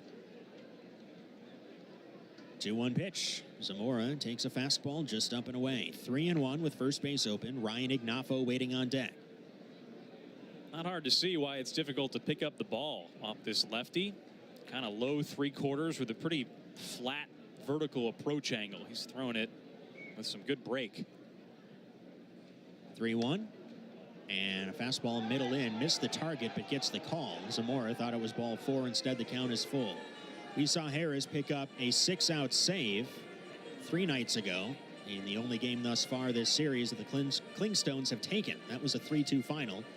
Harris allowed a leadoff walk in the 8th, but Jared Cerna, trying to steal third, was thrown out. That snuffed out the potential Pensacola rally.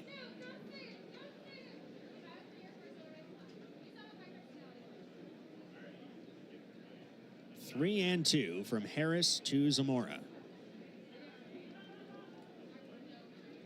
Harris sets. Payoff pitch inside. Once again missed its target, but this time Jamal Allen doesn't give the call. And it's a walk to fill first base. The Wahoos have first and second with 2 down for Ryan Ignafo. Ignafo came through last night in the 7th inning with an RBI single. His first double-A hit and the first of what we hope are many RBI. He's currently leading the Marlins organization in RBI on the strength of his hot start to the season with High-A Beloit. We'll see what he can do here with Alderman at second and Zamora at first. First pitch, fastball middle in. Ignafo looked to be right on it, and he fouls it straight back. Count is 0-1. Harris allowed a run in his prior June appearance. That game Sunday against the Chattanooga Lookouts. One of only 2 earned runs he's allowed all season. Next pitch, Ignafo fouls back another, straight behind home plate. Hard carry him off the press box and back down to the seats below. The count is 0-2 to Ryan Ignafo, 1 for 10 to begin his Blue Wahoos career. Wahoos, worst team in the Southern League with runners in scoring position. They are 0 for 2 in that category tonight. Ignafo granted time ahead of this 0-2 pitch.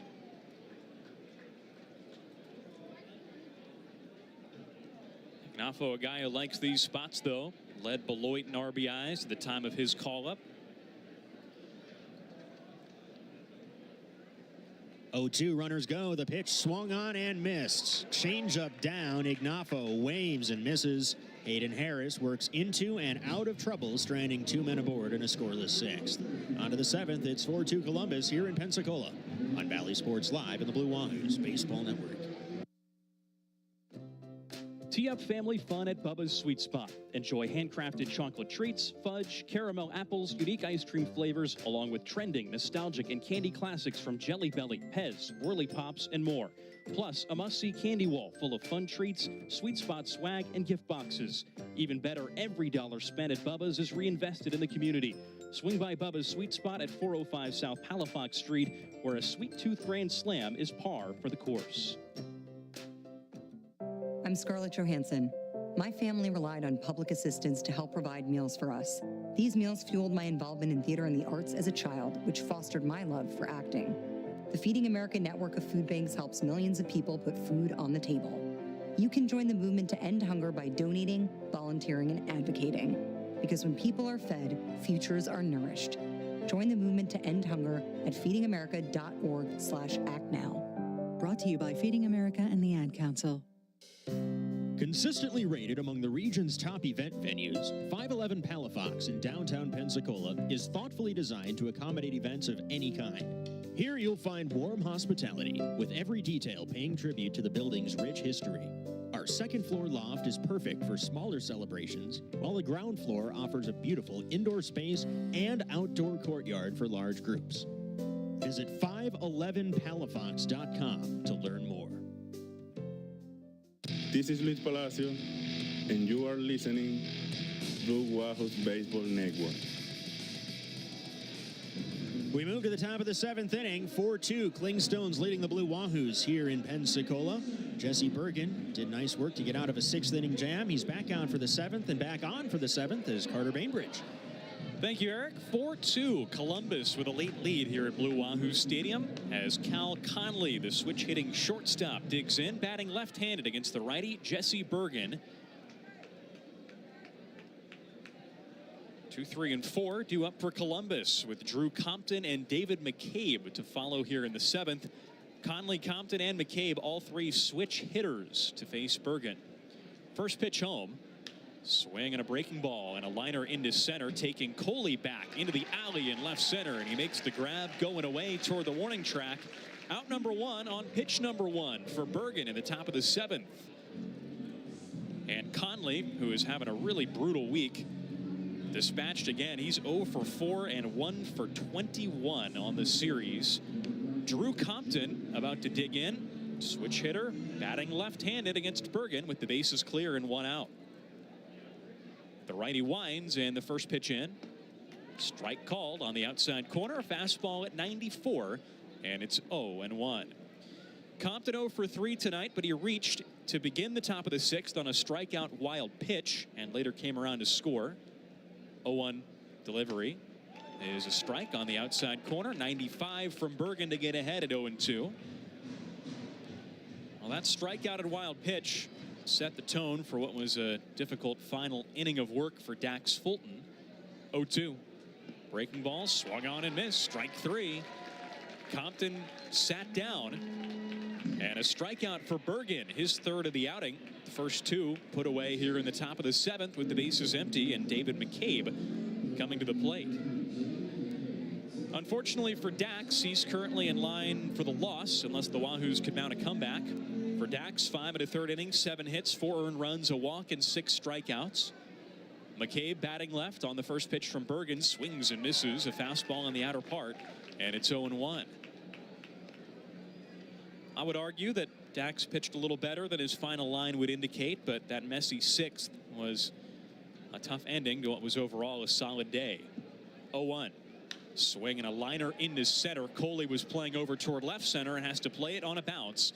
It's a 2-out hit for McCabe, who served it just about to straightaway center, moderately deep. And it's a 2-out knock for the Clingstones, who have been pesky all day long. Only twice have the Wahoos sat them down 1, 2, 3. And now Bergen will have to navigate with Ethan Workinger at the plate and McCabe at first with 2 away. McCabe's 3rd hit of the evening, and now Workinger, a right-handed bat at the plate. Bergen, the righty, looks in and deals. First pitch, breaking ball low and away, and it's 1-0 on Workinger, who in his return to the lineup for the first time in 3 days has collected 2 hits and an RBI. That run driven in came in the 6th off of Fulton on a single the opposite way. 1-0. Swing and a pop-up left side. Richardson tracing toward the corner, back near the warning track, makes the grab overhead for an easy out number 3. Bergen works around a 2-out hit, and that ends the top of the 7th inning, but we won't go to break. Instead, we'll send it down to the field for a special on-field presentation. As Shalisa Abraham comes out to perform God Bless America.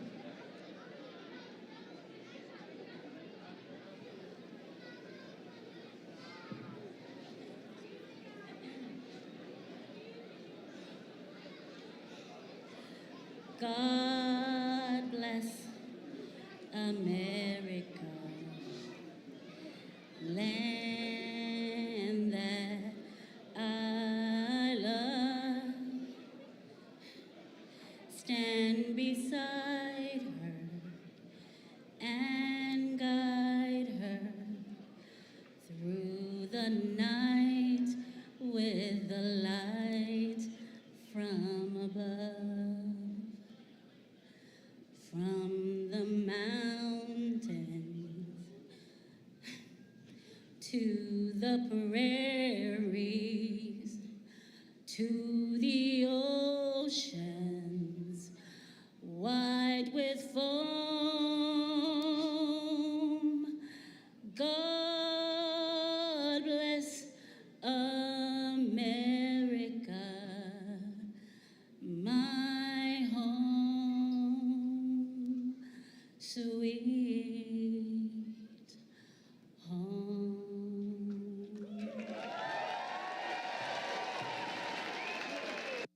And here's Heather with the weather. Well, it's beautiful out there, sunny and 75, almost a little chilly in the shade. Now, let's get a read on the inside of your car. It is hot. You've only been parked a short time and it's already 99 degrees in there.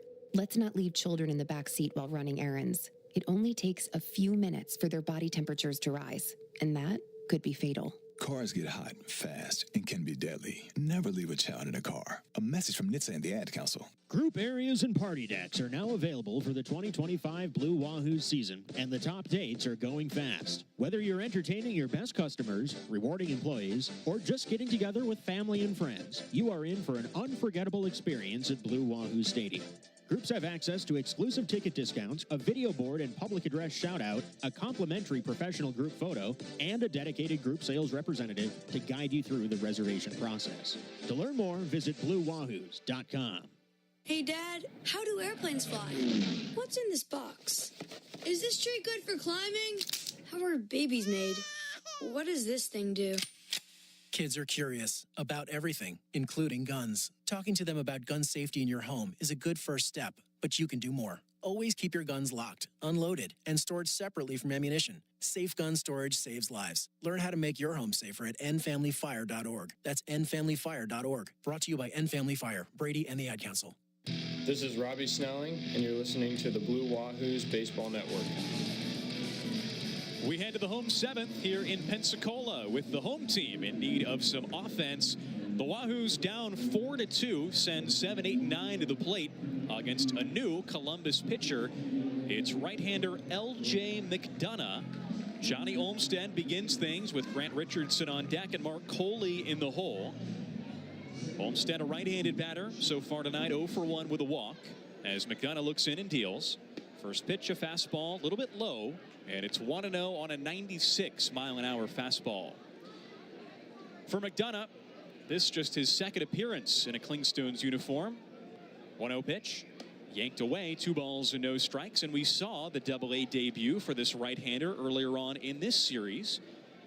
McDonough back on the third, pitched an inning, gave up an earned run, though he did collect his first career Double-A strikeout. 2-0 to Olmstead. Low and away on appeal, a check swing, and Nate Starr says no. 3-0 on Olmstead, who has already walked once today. And it was a big walk because it set up Grant Richardson in the bottom of the fifth, who then hit a 2-run homer. That tied the game at the time. The Clingstones have since scored 2 more. 3-0. Yanked down and away. Ball 4, not close. A fastball clocked at 98 on the gun, but it got away from McDonough. And a non-competitive pitch to put Olmstead aboard. That's a big walk. Leading off the bottom of the seventh, it brings Richardson as the tying run to the plate. Not the way McDonough and manager Cody Gabella drew up the start to this bottom of the seventh, as Richardson, the left-handed hitting newcomer, at the plate with Olmstead at first, no one away. The pitch. Strike call outside corner. It's 0-1. Richardson, 3 hits in his first 4 Wahoo at-bats. 2 for 2 yesterday after he came in as an injury replacement, and then the 2-run homer today in the fifth. 0-1 for McDonough. High and in. A ball and a strike on Richardson. So a good first couple days in Pensacola for this Indiana native. Originally a 17th round pick of the Yankees in 2021. 1-1 delivery. Check swing and a pitch down on appeal and no swing.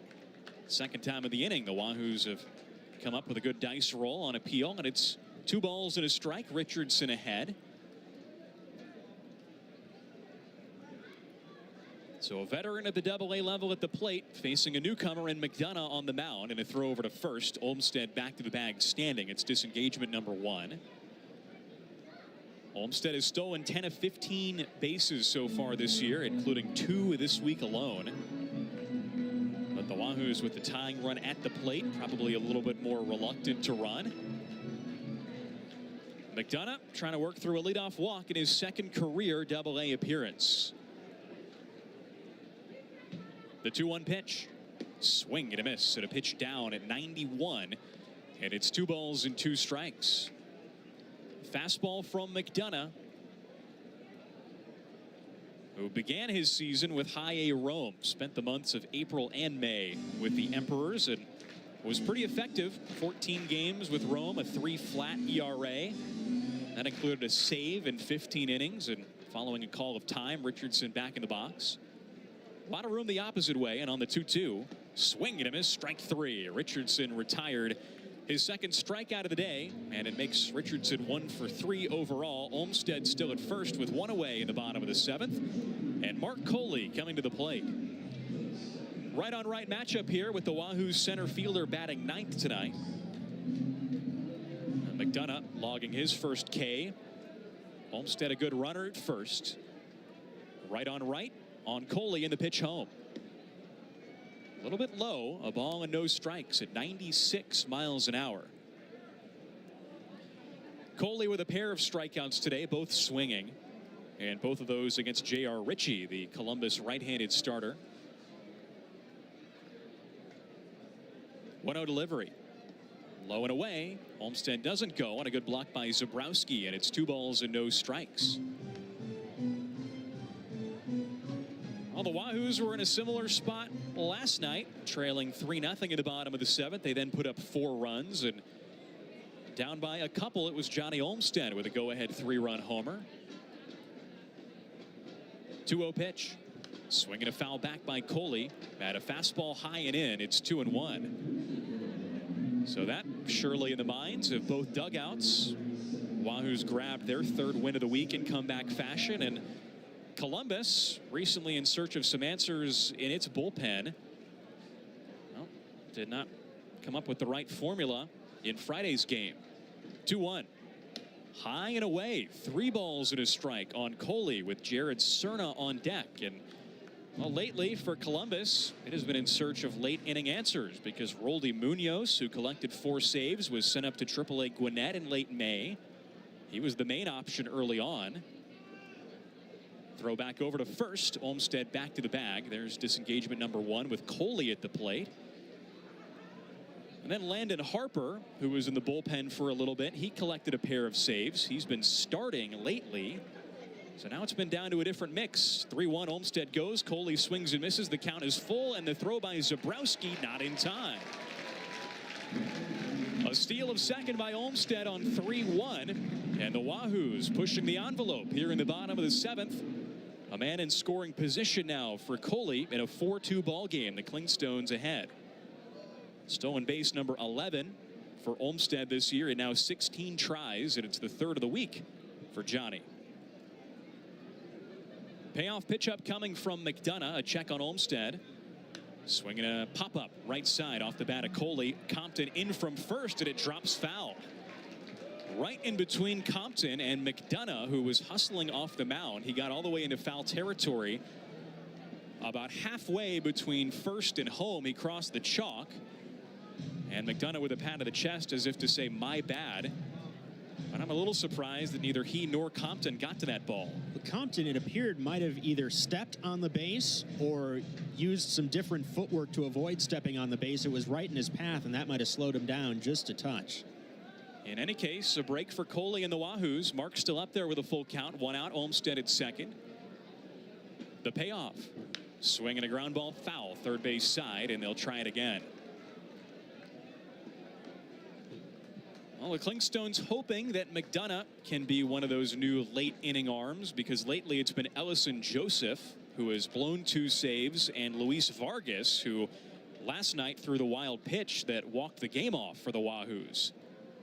Some late inning question marks for Columbus as of late. Payoff pitch. There goes Olmstead. The pitch is inside, ball 4, and Olmstead slides into third safely.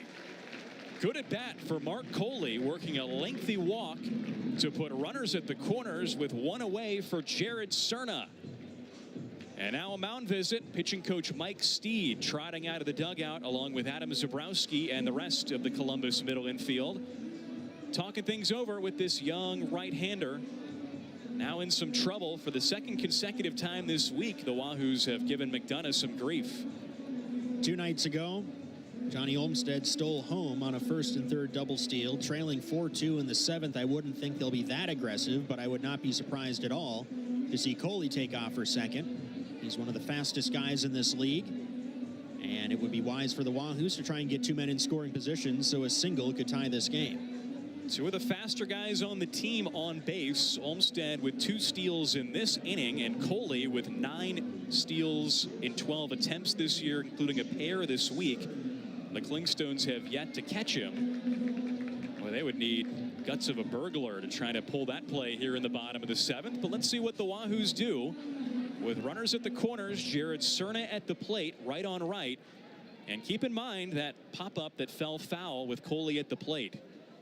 First pitch, there goes Coley. Cerna takes up high. Zabrowski's throw not in time, and Olmstead with a step down the line at third did not take home, but he did get a little ways down the line. Now with 1 out, 2 in scoring position, and it takes away the double play from the Clingstones. 3 steals in the inning for the Wahoos, and that's been nothing new for them this week against Adam Zabrowski. They stole 5 on him in the 3rd game of the week. 1-0 pitch. Low and in on Cerna. 2 balls and no strikes as McDonough continues trying to find the zone. He has walked a pair in this inning. Johnny Olmstead to start things out, and then Coley with 1 out. Now the Wahoos pressing the issue with steals. They have the tying run at second in a 4-2 game. 2-0. Swinging a ground ball left side. Conley deep in the hole, gathers, throws on to first to retire Cerna as Olmstead comes in to score. Coley stays put at second on a ground ball to the left side. But the Wahoos get a run home, and Jared Cerna does his job. Give him an RBI, his 10th of the year on the 6-3 ground out. And now Cody Morissette at the plate. Coley still at second, 2 away, bottom of the 7th. Wahoos have plated a run against L.J. McDonough. Morissette, a left-handed batter. McDonough checks Coley at second, and the righty deals. First pitch strike on the outside corner. It's 0-1 on Morissette, who is 0 for 3. A pair of strikeouts and a pop-up on the infield so far today, and Cody just 1 for 14 in his first home series since late April after a return from the injured list.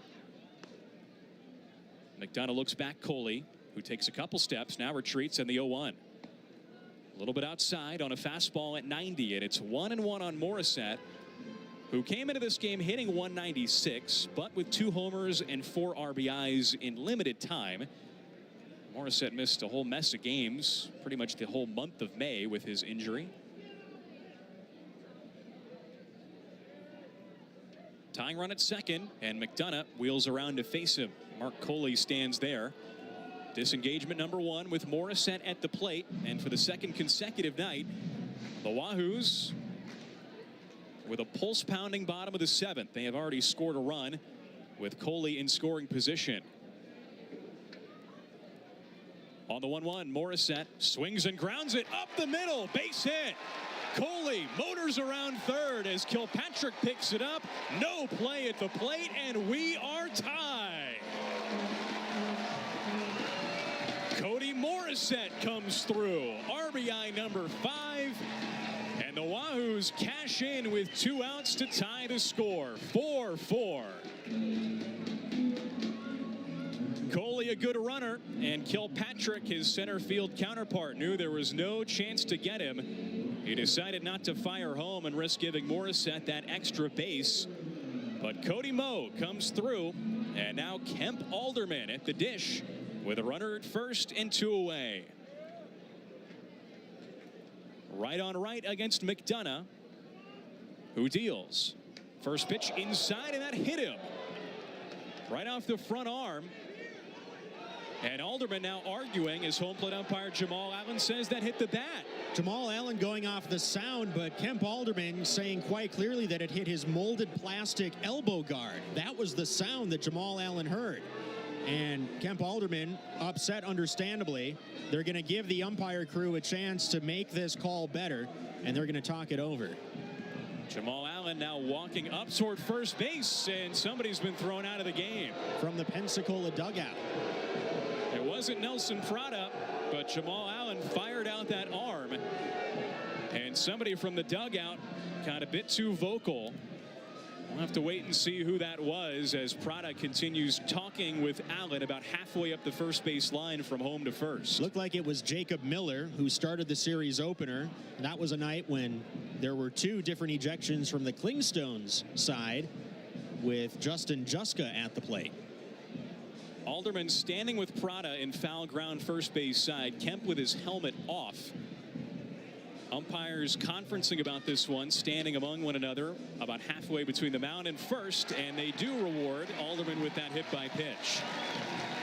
After the conversation, Allen with his fellow umpires amends the call. So instead of a foul ball off the end of the knob, Alderman, who reacted as though he had been hit, with a natural sort of turn away in pain, and on replay you can clearly see it off that hard plastic elbow guard he's wearing on the left arm.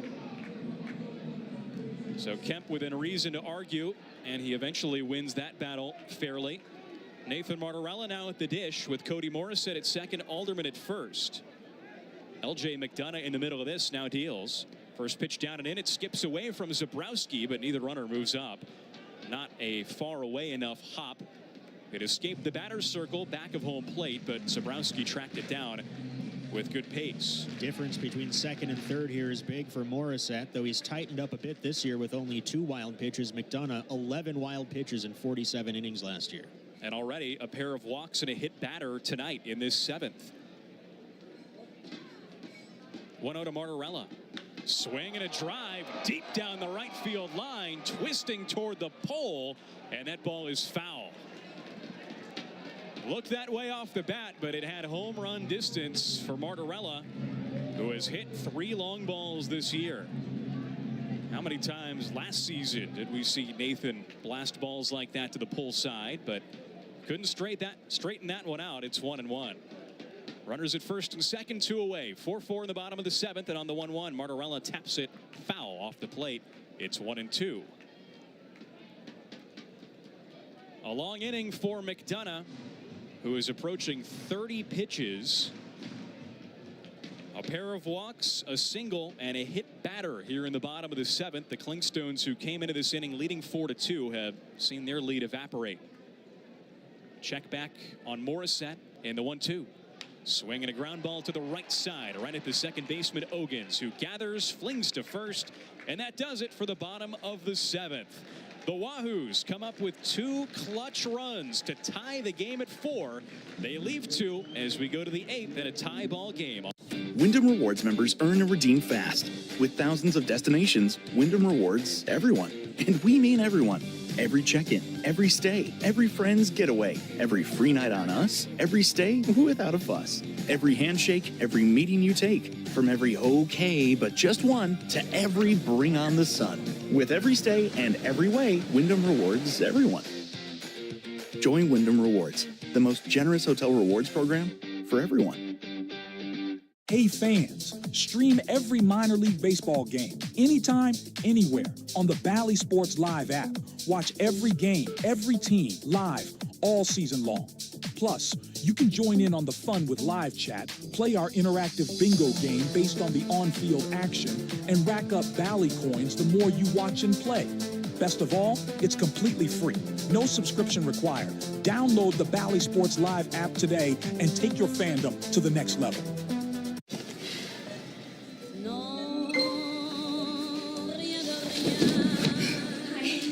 Thank you.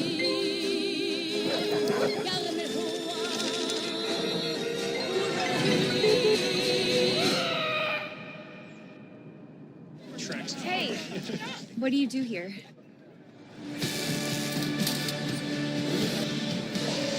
Get a gig that's built to last. Stadium or visit the online shop at BlueWahoos.com. Wahoo! Hey everybody, this is Zach McCambly of the Pensacola Blue Wahoos, and you're listening to the Blue Wahoos Baseball Network. Back to action at Blue Wahoo Stadium. We are tied at 4 going to the 8th inning. And now back on the mic to call the rest of what has been a good game tonight. Here's Eric Bramer. Thanks, Carter. Josh White on the mound. He was the winning pitcher on Tuesday night, going 2 hitless innings of relief and striking out 6. Trying to keep this game tied.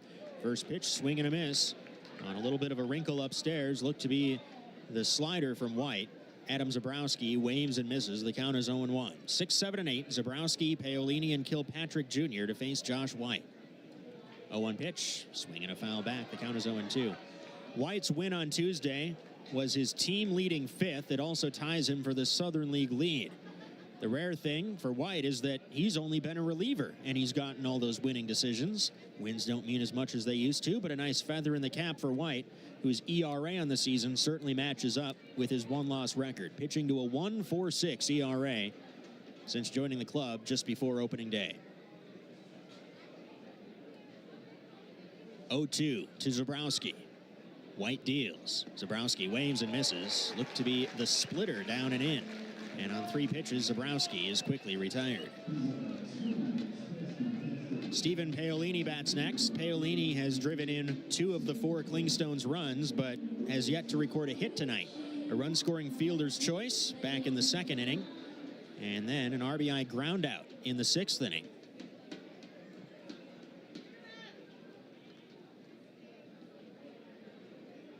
First pitch, Paolini takes a pitch, breaking ball, in for a strike at the belt. The count is 0-1. 4 pitches, 4 strikes so far for White. Trying to get the Pensacola bats back to work. 0-1. Paolini takes a fastball just inside off the plate at 96. 1-1. Only 8 Blue Wahoos relievers have more wins in a single season than White's 5 so far. Robert Stock had 8 relief wins back in 2017. 1-1 pitch, swing and a miss. Late on a fastball is Paolini. The count is 1-2. A chance to earn a win here tonight if White can put up effective relief in the top half of the scorecard, and the Wahoos bats can keep adding to their total in the bottom half. Win or lose, this is going to be another tough, tightly played game between these 2 teams. 1-2 is upstairs, glancing off the glove of the catcher, Ignafo, to the backstop. Wahoos took 4 out of 6 in Columbus in April, but most of those games came down to the wire. 2 were played in extra innings.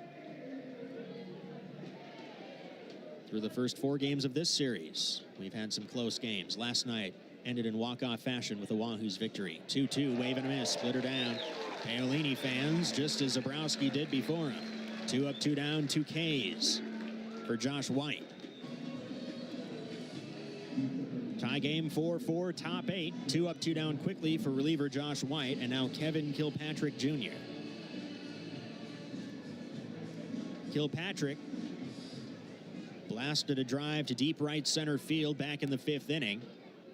It took a bounce off the warning track, hit the top of the fence, and stayed in play. As a result, Paolini was able to score from first. It was an RBI double. First pitch here fouled off. It's 0-1. Kilpatrick 1 for 3 in total. The Clingstones is a team out hitting the Wahoos 8-3.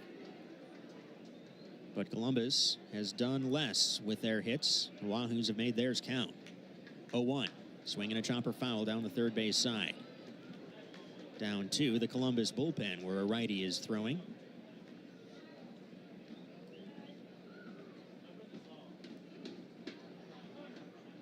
White looks in. Right arm hanging loose as he peers for the sign. 0-2 to Kilpatrick. And the pitch. Fastball wide. 1-2. Well, White's been hitting his spots here. A strike here would be striking out the side on 11 pitches.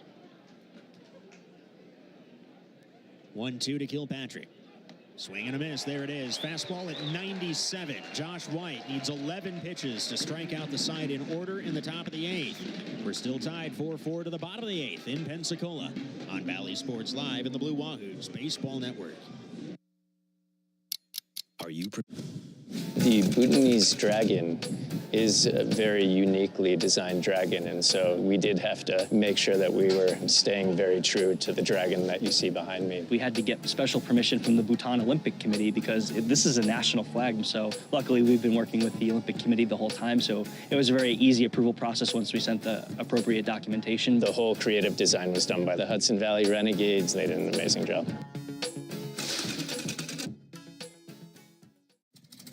There have always been a few, ready to fight and win. Since 1775, these few have been Marines, and they come from across this land to defend the future of our nation. This year, our Corps celebrates 250 years, and Marines are proud to serve this country, each other, and all that is still to come for America.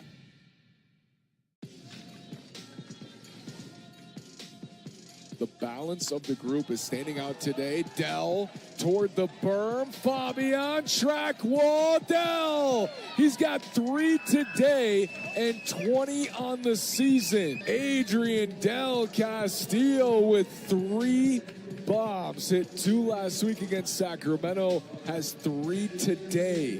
Del Castillo, you cannot get him out.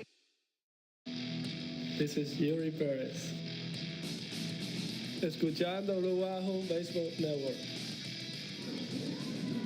We head to the bottom of the 8th inning, tied at 4 between the Blue Wahoos and the Columbus Clingstones in Pensacola, Florida. With Carter Bainbridge, I'm Eric Bramer. Austin Smith, number 99, is on the mound for the Clingstones, facing 5, 6, and 7. He starts Josh Zamora off with a breaking pitch across the plate for a strike. It's 0-1. Zamora 0 for 2 with a walk his last time up. The Wahoos have just 3 hits tonight, but they've scored 4 runs. 0-1 pitch, wave and a miss. Same pitch, same result. The count is 0-2.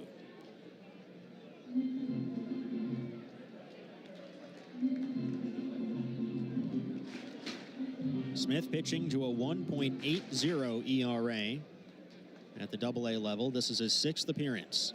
He's allowed just 1 run on 3 hits in 5 innings, and a front door breaking ball is in for a called third strike. Zamora gone on only 3 pitches. That'll bring in Ryan Ignafo. Ignafo tonight 0 for 3. 1 for 11 to begin his Blue Wahoos career, with a big RBI single in the 7th inning of last night's game.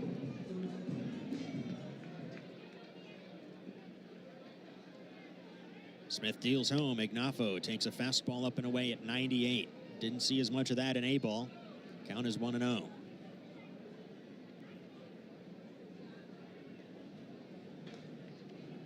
Smith ready. 1-0 pitch. Ignafo checks his swing and takes a breaking pitch across the plate at the knees for a strike. 1-1. The Wahoos have Josh Eknes warming in their bullpen. It looks like Eknes will get the top of the 9th. 1-1. Ignafo takes low and away 2-1. Though if this game is still tied in the top of the 9th, Josh White had a quick 11 pitch, 1-2-3 8th inning with 3 strikeouts, so he could very easily give this team a 2nd inning of relief. He's working on 3 days rest. 2-1, chop towards third, backing up to field, the second bounce, McCabe. Low throw, just gets there on the fly. Caught ankle high by Compton across the diamond for out number 2. 2 down, bases empty for Johnny Olmstead. Last night's home run hero scored the walk-off run, scoring on a wild pitch in the bottom of the 10th inning. Tonight, he's 0 for 1, though he's drawn 2 walks, stolen 2 bases, and scored 2 runs. Austin Smith sets. First pitch to Olmstead. Fastball taken low beneath the knees, 1-0.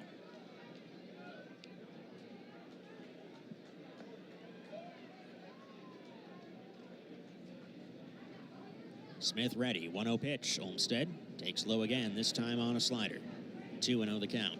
Sellout crowd tonight. Almost all of them are sticking it out until the end. Post-game fireworks show will follow, but they've seen quite a ball game. Tied 4-4 in the bottom of the 8th between the Blue Wahoos and the Clingstones. 2-0 pitch. Olmstead takes low and away on a fastball. 3-0 with Grant Richardson on deck. Richardson hit a 2-run homer back in the 5th inning to tie this game at the time 2 apiece.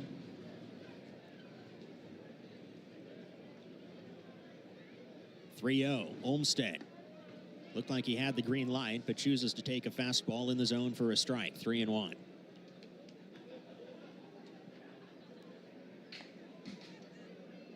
Smith ready. 3-1 pitch. Olmstead takes just outside, a 5-pitch walk. 3rd walk drawn by Olmstead tonight. Just the 3rd time this year a Pensacola batter has drawn 3 walks in a game. We'll see if Olmstead will try for his 3rd stolen base. It'd be a huge lift to have him in scoring position at second, where he could score on a Richardson single. Grant Richardson, 3 for 5 to begin his Blue Wahoos career since joining the club yesterday. 2 singles last night, a 2-run homer in the 5th inning tonight. First pitch, Slider in for a strike to the left-handed hitting left fielder. The count is 0-1.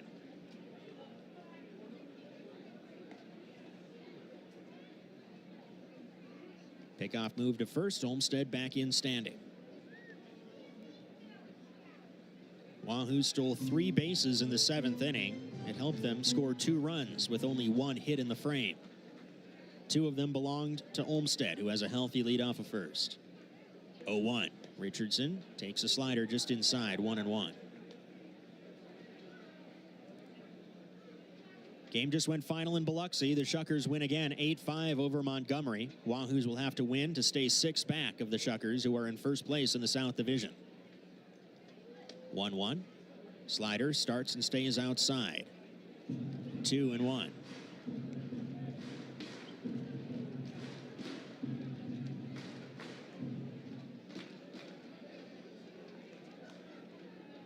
Smith looks in.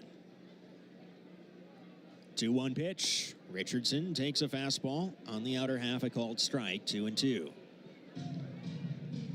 The 2 times Richardson has been retired between last night and tonight, they've both been strikeout swinging. 2-2. A swing and a grounder through the hole to right, a base hit. Olmsted turns and burns onto third. Paolini gets it back into the cutoff man. A 2-out single from Grant Richardson puts runners at the corners. Go-ahead run now 90 feet away for Mark Coley II. How about Grant Richardson? 4 hits in his first 6 Wahoos at bats.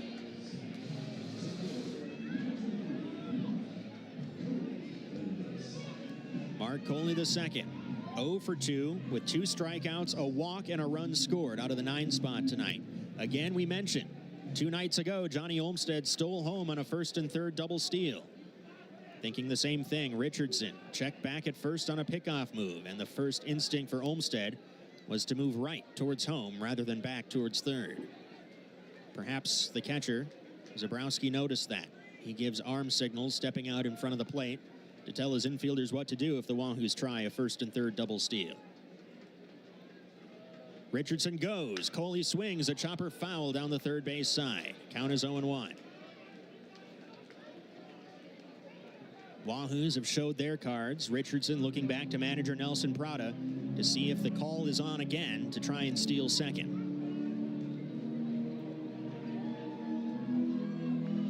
Coley looked like he cracked his bat. He goes back to the dugout for a fresh stick.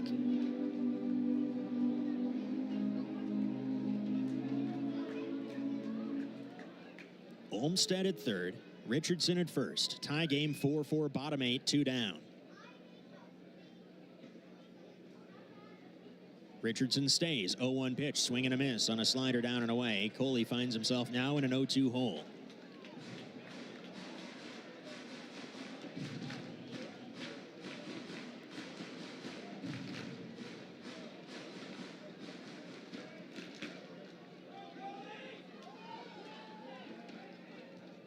Richardson goes, 0-2 pitch, up and away, and now Richardson trying to draw a throw. He's between first and second, and he will take second unopposed. The Clingstones don't bother running the risk of a throw down to second, knowing that the Wahoos were trying to bait them into a throw down to allow Olmsted to try and come in from third. Richardson takes second on a steal. Second and third now with a 1-2 count to Coley.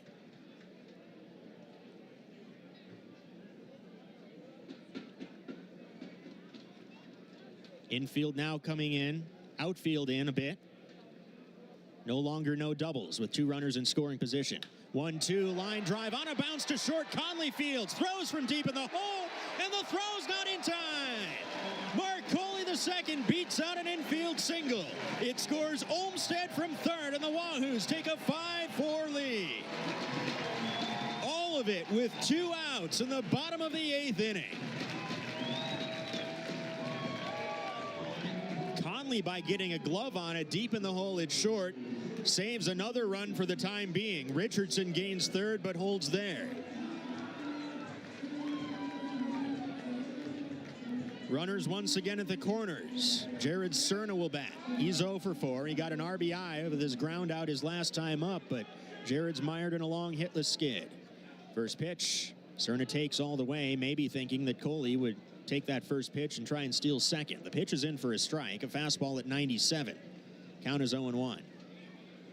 Cerna 0 for his last 15. Coley goes, 0-1 pitch is down. It's a strike. The throw down to second, and out at second is Coley. Richardson did not pull the trigger and try and score from third. Coley thought he was safe. He's called out. And the Clingstones execute the way they want to. Zabrowski with a great throw onto second to end the inning. But the damage is done. The Wahoos with a walk and two-out singles take a 5-4 lead to the top of the ninth here on Bally Sports Live and the Blue Wahoos Baseball Network. Celebrate the history of our national pastime at the National Baseball Hall of Fame and Museum in Cooperstown. See priceless treasures that'll bring your baseball memories to life. Connect with events that have shaped and changed the game and our country. Our stories to tell, your memories to share. Plan your visit today at baseballhall.org. Impact of a meal goes well beyond feeding our bodies, because feeling full can sound like this. How did the interview go? I did it! I got the job! I can't believe it! And like this. Mom, I got first place at the science fair with my volcano project. That's amazing, sweetie. Congratulations. Because when people are fed, futures are nourished, and everyone deserves to live a full... The Bhutanese dragon is a very uniquely designed dragon, and so we did have to make sure that we were staying very true to the dragon that you see behind me. We had to get special permission from the Bhutan Olympic Committee because this is a national flag, so luckily we've been working with the Olympic Committee the whole time, so it was a very easy approval process once we sent the appropriate documentation. The whole creative design was done by the Hudson Valley Renegades. They did an amazing job. We're earning unlimited 3% cash back on dining and entertainment with the Capital One Saver card. Let's just get one of everything. Fire everything! Yes, chef! 3% cash back on chicken! Yes, chef! 3% cash back on desserts. Sorry, chef. What's in your wallet?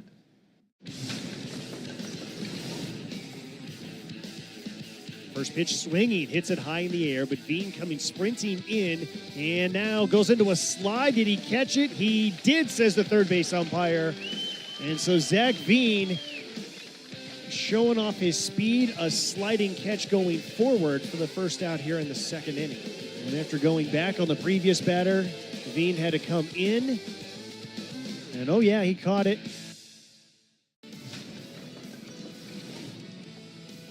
And just 2 walks in August. Fly ball the other way. Espinoza, the left fielder, right by the wall. He's over it, tumbles over. For one blip on the radar last week in Montgomery. Filthy stuff. A likely major league future. And tonight, trying for yet another save. Dale Stanovich leads the team. He's 6 for 6 in saves, but Eknes is 5 for 5. It's just a matter of who's up when the Wahoos have a late lead to protect. First pitch, breaking ball. In for a strike, 0-1 to Cody Milligan. Milligan 1 for 4 with a double out of the leadoff spot. A Sun-aided double to center field in the third, and 3 swinging strikeouts. 0-1. Fastball at 98, half swing. Milligan chases and went around. Count is 0-2. Eknes pitching to a 2.66 ERA, but he's been even better than that ERA indicates. Virtually unhittable. 0-2. Milligan takes a fastball wide at 99.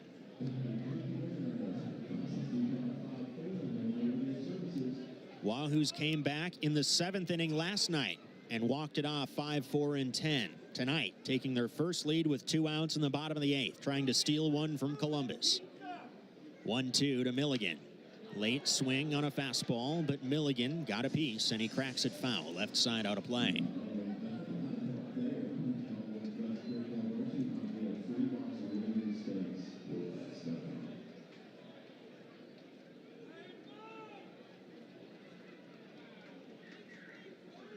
One-two from Eknes. And the pitch. Milligan swings and misses. Fastball down and away. Got him. 2 quick outs for Eknes. The last hope for the Clingstones will be Cal Conley. Conley, as Carter mentioned in his last at-bat, has had a slow series here in Pensacola. Tonight he's 0 for 4.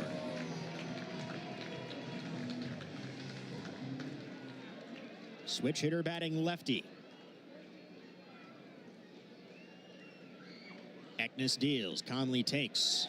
Breaking pitch across the plate at the knees for a strike, 0-1.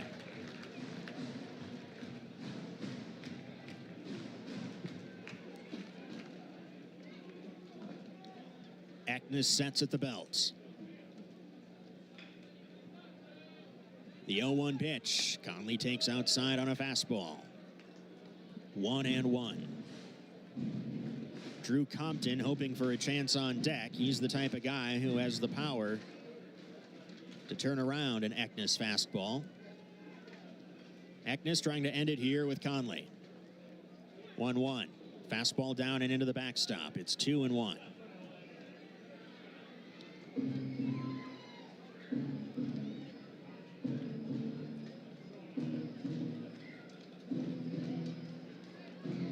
Silly secondary numbers for Eknes.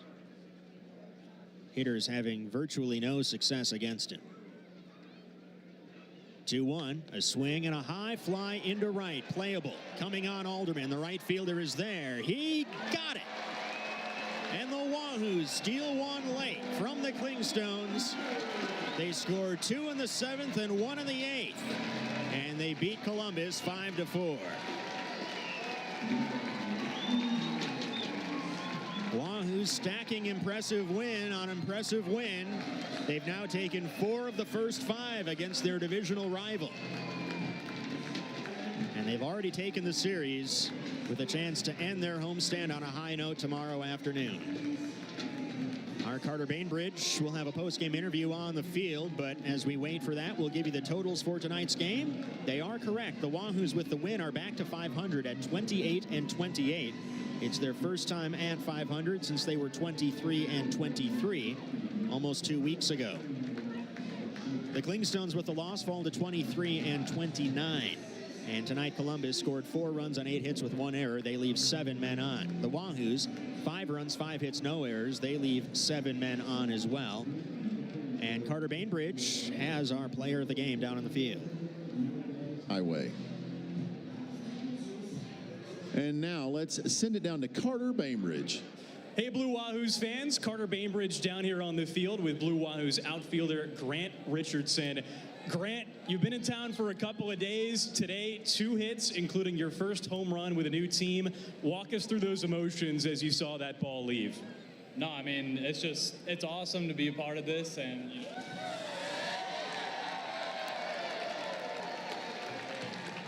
That was a good one. Thank you guys for the stealth there. You were saying? No, it's just awesome. I mean, these guys have welcomed me in with open arms since I've gotten here, and you know, just being around the clubhouse and all the guys. I mean, I'm very blessed to be able to be here and to be with all the fans and be so welcomed by everyone. And I mean, it's crazy.